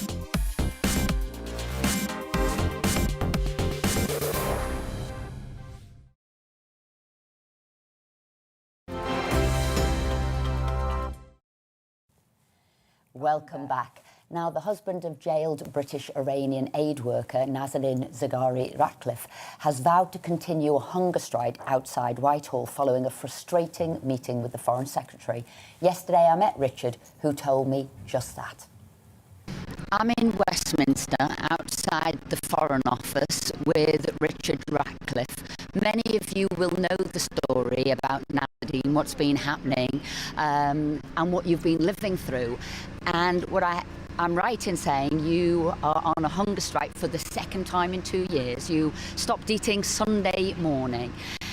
And I just don't know how desperate you have to be to go on a hunger strike for your wife, for your daughter, for your family. So do you want to tell us where you're up to now, what's happening and what you hope will happen, Richard? Yeah, no, thank you. I mean, as you say, this is day 6 of a hunger strike, so you're quite tired and hungry and cold, actually. But we are here in front of the Foreign Office. The point of the hunger strike was to say to the government that, I don't think what you're doing is working. I don't think there's any prognosis of Nazanin coming home soon, and actually, there's every chance she's going to be thrown back into prison if you carry on. So we camped here back on Sunday. We started off with a stone painting event, which, for the kids to paint stones, partly to it's soft, but also to symbolise the fact that the Prime Minister once promised to leave no stone unturned, and so we've got them all there just to remind him that he keep those promises. We've been here a few days, actually. There's some debates in Parliament, but on yesterday, Liz Truss, the new Foreign Secretary, invited me in to meet with her, so I met with her. With my MP came along, Tariq Sadiq, and also my family and a couple of lawyers, and we took one of the stones and gave it to her and said, listen, this is, you inherit this promise, it's not the promise you made, but please do get Nazanin home. We've got some pumpkin carving, varying levels of artistic talent, certainly a lot of artistic confidence from our younger members, and partly, a hunger strike could be quite a heavy thing. So it's quite important for Gabriella, who's our daughter, now 7, that there are fun things as well. And I wanted her not to be completely excluded from the protest, but at the same time that she's not be too traumatised by it. So doing things. She's been decorating the camp. She's been, having friends down, and a couple of her classmates are here. We all worry about as parents is keeping our kids safe, and yeah, it's a juggling act in our case. But it's been an exhausting number of years for you from 2016, and you really thought your wife was coming home this year. And then we see a second sentence. She's now in prison, basically in the family home in Tehran. What do you see happening next? Where did all that hope go? Where did that positivity go? Look, I think that's exactly right. We've had a few ups and downs along the way, but we were pretty close, it felt like, in the summer. And I had a number of meetings with Dominic Raab, who was then Foreign Secretary, who kept saying, listen, OK, we're not there now, but give me 2 more months. And then at the end of those 2 months, we are closer than we were. And I'm really confident in August, left office, where he said, listen, I'm sorry, we didn't get there. There's a new government in Iran. We're going to need to see where we are with them. Things have obviously been set back a bit. And then, OK, the big picture, it's a bit slower. But actually, in reality, then that second case came right back. Nazanin is still at Mum's right now, but she's waiting a phone call to go back to prison. And I just felt, I spoke to Liz Truss and said, listen, this is what's happened, what are you going to do? And she said, well, if she goes back to prison, we'll do things. So doesn't work for us, that's too late. So that's why it's an extreme act, and you're right, we've been going a long time. Many of your viewers will have seen us on your show and other shows and across the years. We didn't start off with things like hunger strikes. It's a fairly full-on, slightly crazy action. But at some point you just have to be very clear.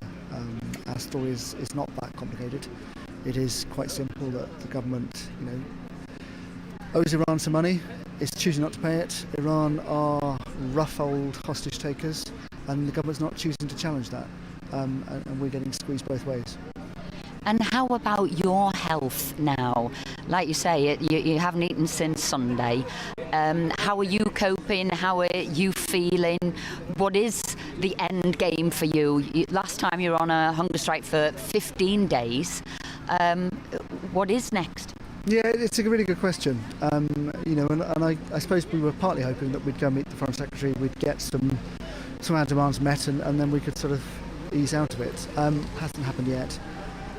The prosaics of lots of rain and tents not being quite waterproof is exactly what we... Yeah, my umbrella flipping inside out here, but everybody can understand now that what it is you're prepared to go through in the rain, in the wet, not eating. And I think that's right. I'm not planning on ending up in hospital. It will take it one day at a time, but I am planning on making it really clear that this isn't okay, and that we're here for as long as we need to be until that message lands with the government.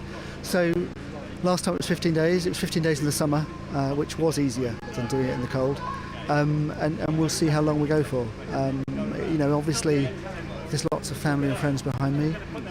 It puts a strain on them, not just on. So there's lots of things to think about and worry about. And Nazanin obviously worries about me, worries about the impact on her daughter, and it is traumatic for a small child to see anyone deteriorating. At the moment, I feel quite lucid, a bit more tired. Over time, that will become obviously less the case, more tired and less lucid, and that's probably a good marker. I think you often mentally start to notice the signs the first, and then physically. But like many of us, my lockdown allowed me to get a bit bigger than I was before. So I've got more padding these days. I'm glad you can always see the positive side in here, aside to this situation. I've been here a few times this week, and I know you've been surrounded by well-wishers and members of the public, supporting you as well on this journey. You've been to number 10 today with a petition. Did you feel that was a positive step? Yeah, look, I think really, really useful to present that petition. That's the petition that we started way back in the beginning, and it's now 3.5 million people. So that's to the Prime Minister to just say, listen, a lot of people care about this. And that petition probably, because we've had it so long, because it was a place where I used to update about Nazanin's stories, still do. Lots of people put lovely comments on it, like this here behind, where you get ordinary housewives or mums or dads just wanting to come along and say, listen, we're thinking of you and we care. That's really nurturing, that knowing you're not alone. And all, there are lots of injustices in the world, and most of us cope with our own injustices by knowing we're not alone and people care. And are you getting coverage from Iranian TV? Are you getting support at home? Are people making a noise there saying this lady needs to be released? Yeah, so it's mixed. Probably Iranian state TV not so much. Iranian state TV is quite controlled, and obviously, they're not going to say yes, we're holding hostages. Iranian oppositional TV, so there are various satellite channels that operate outside. They've been down covering us quite a lot, partly because they don't like the Iranian government, and so we're a fairly clear story of injustice. I think we got lots of media at the beginning, and then gradually, a number of studios came, and then different people come back and see us. And yesterday there was quite a lot around the Liz Truss meeting, and you kind of want something like this not to go on in the shadows. So getting attention, getting care, getting people just following it. That's how democracies work. If people care about an issue, in the end the government responds. Well, all I can say is your wife knows you love her. She knows Gabriella loves her. You've got a lot of support in the UK. We just now need things to budge for her sake, your sake, and your family's sake. And we'll be with you, and I see there's more people wanting to join you. Thank you for speaking to us today. Thank you very much for coming down. Thank you. What a heartbreaking situation. I just can't imagine what has been done to him to send him such desperation when you feel like you can't do anything else. The only thing you can do is literally starve yourself to try and get attention. It's unbelievable, unbelievable. Powerless, and we're next. I'll tell you where we're going next. We're going over to Amelia Harper for the news.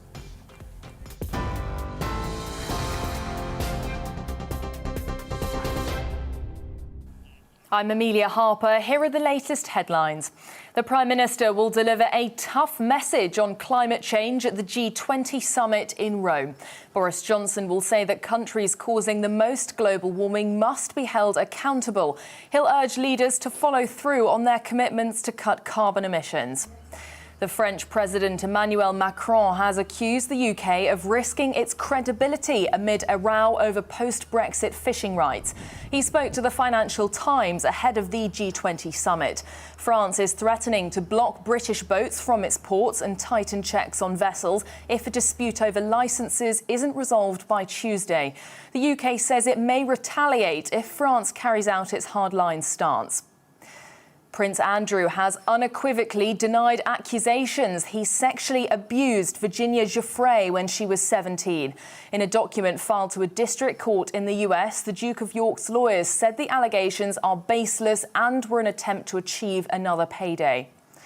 More than 1.6 million people will be invited for a coronavirus booster vaccine next week. NHS England says around 9.5 million booster invitations have already been sent out in England, and more than 6 million doses were administered in the first 6 weeks. I'll have more on all of today's main top stories at the top of the hour.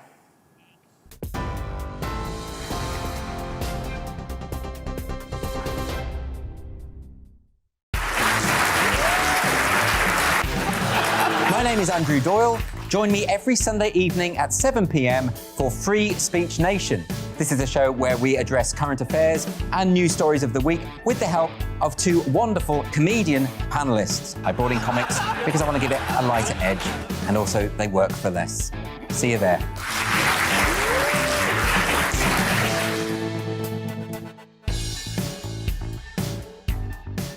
I'm Colin Brazier.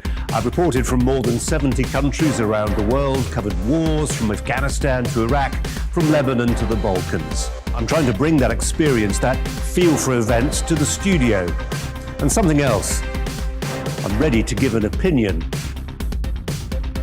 Today's stories with a spark. Brazier from 8 p.m. weekdays on GB News. Join us for the political correction. We're here every Sunday to correct politics and put you, the people, back in charge. We talk about all areas of the United Kingdom, including Northern Ireland. Our debate goes way beyond the Westminster Village. It's about the real country. It's about your opinion. So please, we want you to tell us what you think. This is the political correction. Every Sunday morning from 10 a.m. here on GB News.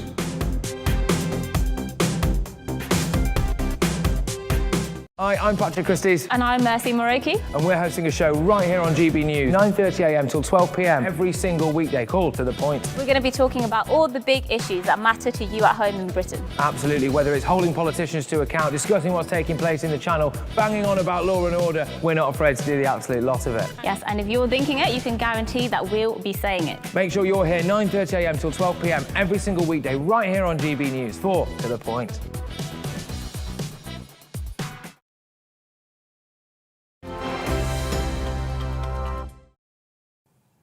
Welcome back. Thank you for sending in your views. I've got Ken's here.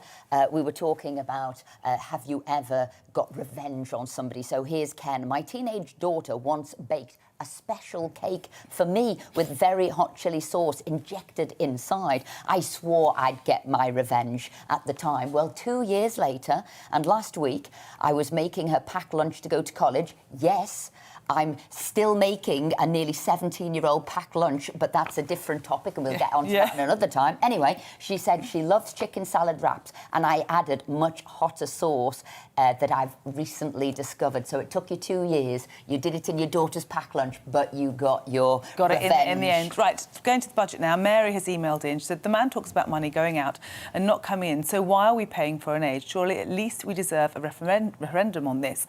I believe foreign aid should be a voluntary tax. You may then say that most people would choose not to pay into it, in which case you have your answer as to how the majority of people feel about it. On the other hand, the majority may choose to pay, and that works well. Yeah. And you know, a good point, how are we going to balance the books? Yes. And at a time when there isn't much money in the country, why would you be looking to increase foreign aid? That was Mary there. Yeah. And we've just had from Kevin Woodford, if you'll know, the restaurateur and TV celebrity, said, I am enjoying the show. Keep it going, girls. Well, very glad to hear that. Thank you. Absolutely. Now, a visitor attraction celebrating Liverpool's music has been given a £2 million funding boost with the hope of inspiring the next John Lennon and Sir Paul McCartney. In his budget on Wednesday, the Chancellor, Rishi Sunak, announced £2 million for a new Beatles attraction on the city's waterfront. Liverpool City Council said that plans were for a destination dedicated to celebrating and creating music, which has had the working title The Pool. Well, to discuss the Fab Four's legacy, we're joined by the Beatles' former tour manager, Tony Bramwell. Morning, Tony. Good morning. So were you delighted with this injection of cash, and what are you going to be spending it on? Well, it's all very interesting, but the whole of Liverpool is virtually a Beatles shrine already. There are already museums, pubs, tourist attractions, statues all over the city. I would have thought that an injection of cash into Liverpool would be better spent finishing off the hospital, which has never been finished since the Carillion disaster. What we're going to do, I don't know if it's going to be a laser show, a hologram show. £2 million would barely cover the 4-minute hologram performance. It just doesn't seem to be. You don't seem very grateful for the money there, Tony. And Liverpool is getting 20 million for, you know, the other museums too. And it's also getting hundreds of millions of pounds of infrastructure money. So more money is coming there. And you're quite right, that hospital does need to be finished. But what are you going to do with this money? Is it going to inspire or help find the next Paul McCartney and John Lennon? I think the next Paul McCartney or John Lennon just appears like they do. You know, they don't come through on their X Factors or Britain's Got Talent. They sort of instant stardom. It's people that are, well, actually, they can't work in the clubs at the moment because of the situation of the epidemic. But, you know, that's where talent is grown, by working and appearing and being supported, not by instant appearances or just being shoved in front of an audience by a campaign. You know, So, Tony, It is.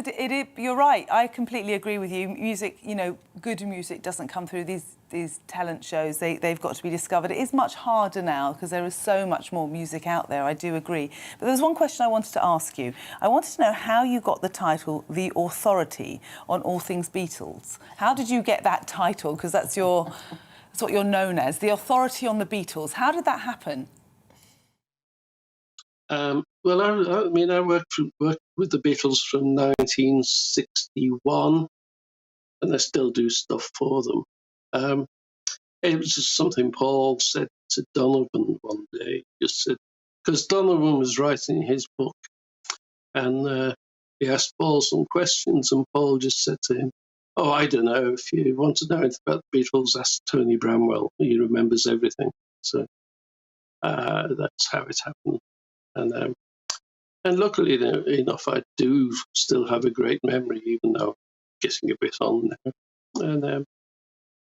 And I tour the world and talk about the Beatles to fans and at festivals and things, and sell copies of my book.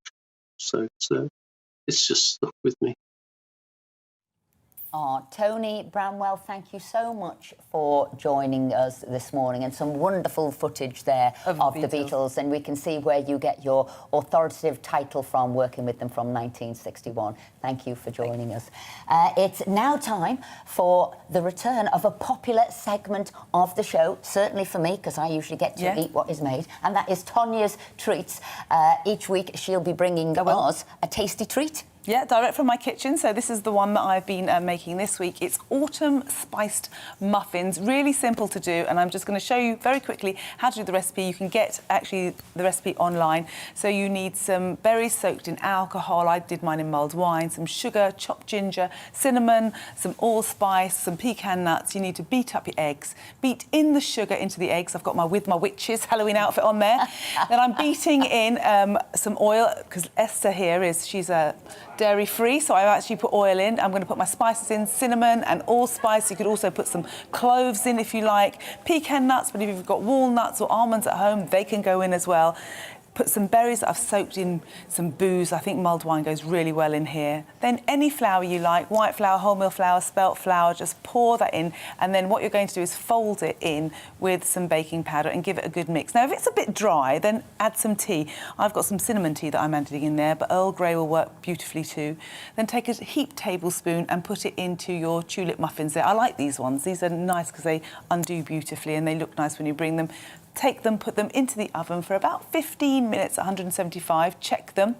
And then once you take them out of the oven, make sure that you take them out of the tray there and put them to cool beautifully, and then you can decorate them. But don't do what I did there, because you see I've decorated them there with lots of black icing, and what happened was when I took a bite into it, all my teeth went black. So Esther, what I could have done to you now is I could have got my revenge by giving Esther one of these cupcakes that have got lots of black icing on them, and then she would have looked up at you and smiled and had black teeth. But when I think of autumn spices, I do think of warming ones like cinnamon and allspice and cloves, and lots of ginger in there. So that's what I put in that one to make it very warming. And I know that you go home and you make some of these, don't you, Esther? I do indeed. I get the tips and the videos from the best, and then I try and copy them as best as I can back home. But instead today, I'll just be taking those 3 back home, just so I don't need to do any cooking. These are earmarked for him. Okay, they're not for you. They won't make it. They won't make it on the train journey back to him.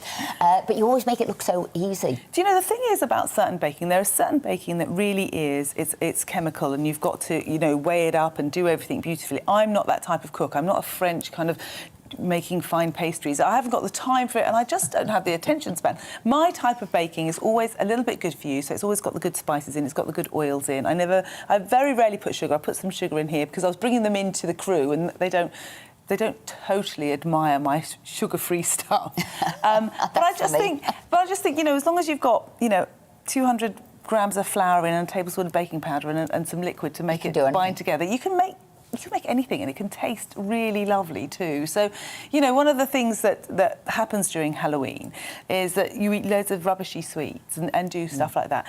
The telling thing is, though, Esther, I don't know about you, when people come and knock on my door at Halloween, if I've got a bag of sweets, or I've got a bag of my homemade, with much effort, muffins, they never want the muffins. Oh. Well, just bring them to me. You can freeze them if you think they're going to go stale, and then just bring them to me. Yeah. Now, there's, look, a couple of stories on the front pages there. I know if you pass us the mirror there, but it's pretty much on all of them. And this is: the Queen is told to rest for 2 weeks. And obviously we had Frankie Dettori on a little bit earlier. Obviously she loves her racing. The last time they were together was just a few weeks ago, and, you know, he said he loves the Queen and everything she's done for racing. But he did say she did need a rest, and she did, you know, does need a rest. But let's look, you know, she's 95. She's incredible. She's an incredible woman. Non-stop working. And I thought to myself, well, yes, if you are going to take a break, and we all want her to get to her 70th anniversary next year on the throne, she does need to take a break. And just think about it, now's the season for all of the bugs, isn't it? Now's all the time for all of your illnesses, your coughs, flus and what have you. And she's meeting with leaders from all around the world. She did that a few weeks ago. So I think, look, if anybody needs a little bit of a break, put her feet up. Well, one thing that people don't really quite realise, you and I don't know if you do, but I do events. And sometimes when you go to these events and you've got to remember people's names, you've got to make sure that you kind of hit the right point with each people, and sometimes there might be 100 people in the room, you have to do it. Now, the Queen sometimes does something like that 3 times a day. I mean, I find it exhausting when I do just an evening of it, never mind about doing it all day long. I don't think anyone quite realises how very exhausting it is. She's 95 years old, and she just does it like a pro. So I do believe that she should take her time off, and we're really looking forward to her coming back. And always wear your gloves. If you're shaking that many hands with that many people, always wear your gloves. Now, look, another viewer wrote in today, and he's talking about, the environment, and you're talking about COP26, and you're talking about carbon emissions. They want to know what happened this week in the House of Commons with the sewage story. Now, I know this got you riled. It got me riled as well. There we've got untreated sewage going out into rivers and seas, and what obligation needs to be put on the water companies so they don't do that. Now, it started off in the House of Lords. The Duke of Wellington said, no, there has to be some sort of legal obligation. They must do something. Because initially it was dismissed. And then, I'll tell you what happened. This is what's known as a ping-pong. So it starts in the Lords. It came to the House of Commons. And the government, although I voted against my own government on this, were like, gosh, it could cost £660 billion. Do we need to do that? Do we really? Quite a few rebels went back to the Lords and they said yes, and the government decided to change its mind, and the wording will be, and it has to come back to the Commons again, but the wording will be, we must progressively reduce the adverse impacts of storm overflows. And absolutely, I believe it's 3.1 million hours of waste went into our rivers. Do you think the reason that these companies don't care about the sewage just pouring into our rivers is because 6 out of 9 of them are offshore companies? They're not owned by British people, and therefore they don't seem to care about the waters. They're far away. And do you think that's part of the problem, that we don't have British-owned companies looking after our water? Well, I don't know if it's whether they're British-owned or not. What it has to be, there has to be a duty of care on them. They also has to be properly managed, properly policed. If you're making money out of a situation, you do have to use some of your profits for the upkeep of what's going on. And we cannot have, I would say, this is absolutely revolting.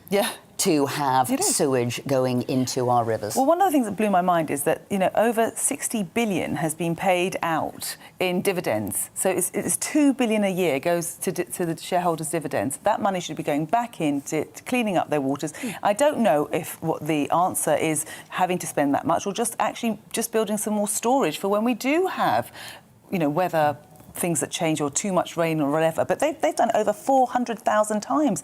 They've let the sewage go into our waters. So it's not just when it's bad weather. It seems to be a kind of something they do all the time when they can't be bothered. And I'm someone that likes to go and swim in the sea. I was in the Brighton Sea earlier this week. It was very cold, may I add. Very mad, may I add. It's good for you. It's very good for you. Keeps you mentally alert. But it's, you know, and I want to be able to, you know, I don't want to be going into the sea and thinking, am I going to be passing some sewage? I mean, that's just ridiculous. And before that, British beaches, we've had so many blue flag beaches and blue flag rivers, and they're all going down and down and down because of this problem. You're quite right. You know, 400,000 overspills are a disgrace, but you have to look at it, 2 things. There is the number, and then there is the time at which the overspills continue. Right. So it might not just be a short overspill, it could go on, and that's where they said it was 3.1 million hours of sewage going in. I mean, that is wrong, and these were the words of Duke Wellington. I could have said it myself. It is surely reasonable that water companies be obliged by law to show the regulators they are taking all reasonable steps to prevent this revolting practice, which is not acceptable in a civilised society in the 21st century. Absolutely so, right. Wonderful from him, wonderful from the other peers who voted that way, and for some of us rebels, there wasn't too many of us, but there were some of us on the Conservative side, voted against our government, who then relented, and they will now change this law. And look, that's sort of what sometimes happens in Parliament. You can, go in for the battle, go in for the fight, go in for the debates, and sometimes you win, sometimes you lose, but on this one, we've won. Well done. And I think we've got some great pictures coming up. We've got that picture of the pumpkin dog of yours, and we've also got my Ziggy. So my Ziggy, who is now 4 months. There's Lucia. Look at Lucia. Loving wearing the outfit I know, for she's Halloween. loving that. I can see that. Whereas my one wouldn't have it. So, I mean, you have a show dog or not. This is my Ziggy. Short, we call him Ziggy, and he wouldn't. He is 4 months old, and he would not have a costume near him. I mean, the one that we wanted, we couldn't put it on him.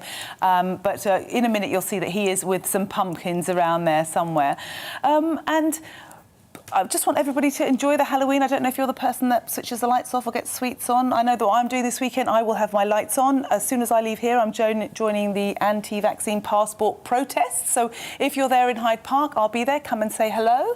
What are you up to? Well, I've always loved the ducking apple, the bobbing apple, the toffee apples, all of the old-fashioned, the sort of the Americanisation, is a bit. Sometimes it feels a bit threatening. People coming to your door demanding things, or otherwise you'll get a treat if you don't give a treat. Yeah. So I won't be in. So if anybody's thinking of knocking at my door to get some chocolate and to get some treats, you're not going to get it all round to Tonia's. The lights are on, leading the way to our front door. I've got some pumpkins on the window. Absolutely. So we're very welcoming for anybody who wants. And I love it because lots of families in our road come and knock, so it's nice. Well, look, we've had a wonderful show today. Some absolutely cracking guests. Frankie Dettori was a case, wasn't he? So that's all from me and Tonia. But don't forget, Alistair Stewart's next with all of his team. Good morning. Unsettled is the theme for this weekend. After some exceptionally wet weather over recent days, we have further warnings for heavy rain in the forecast. And the reason things are quite so unsettled, this large area of low pressure has been sweeping weather fronts across the country in from the Atlantic, and some of those have been slow moving and some of those have been giving some really intense downpours. And this morning is no exception. Already some really heavy downpours have been affecting western and central areas. This weather front will continue to track its way east and northwards as we head through the day today. But we do have some improving conditions following on behind. So much brighter conditions following from the west through this afternoon, although always the risk of a few blustery showers. Temperature-wise, probably not far from where they should be at this time of year, but it will feel a little bit cooler than it has done over recent days. And we keep the clear skies into the first part of the night, but yet another weather front is waiting in the wings, and this one will gradually move in from the west through the early hours of Sunday morning, which is also, don't forget, when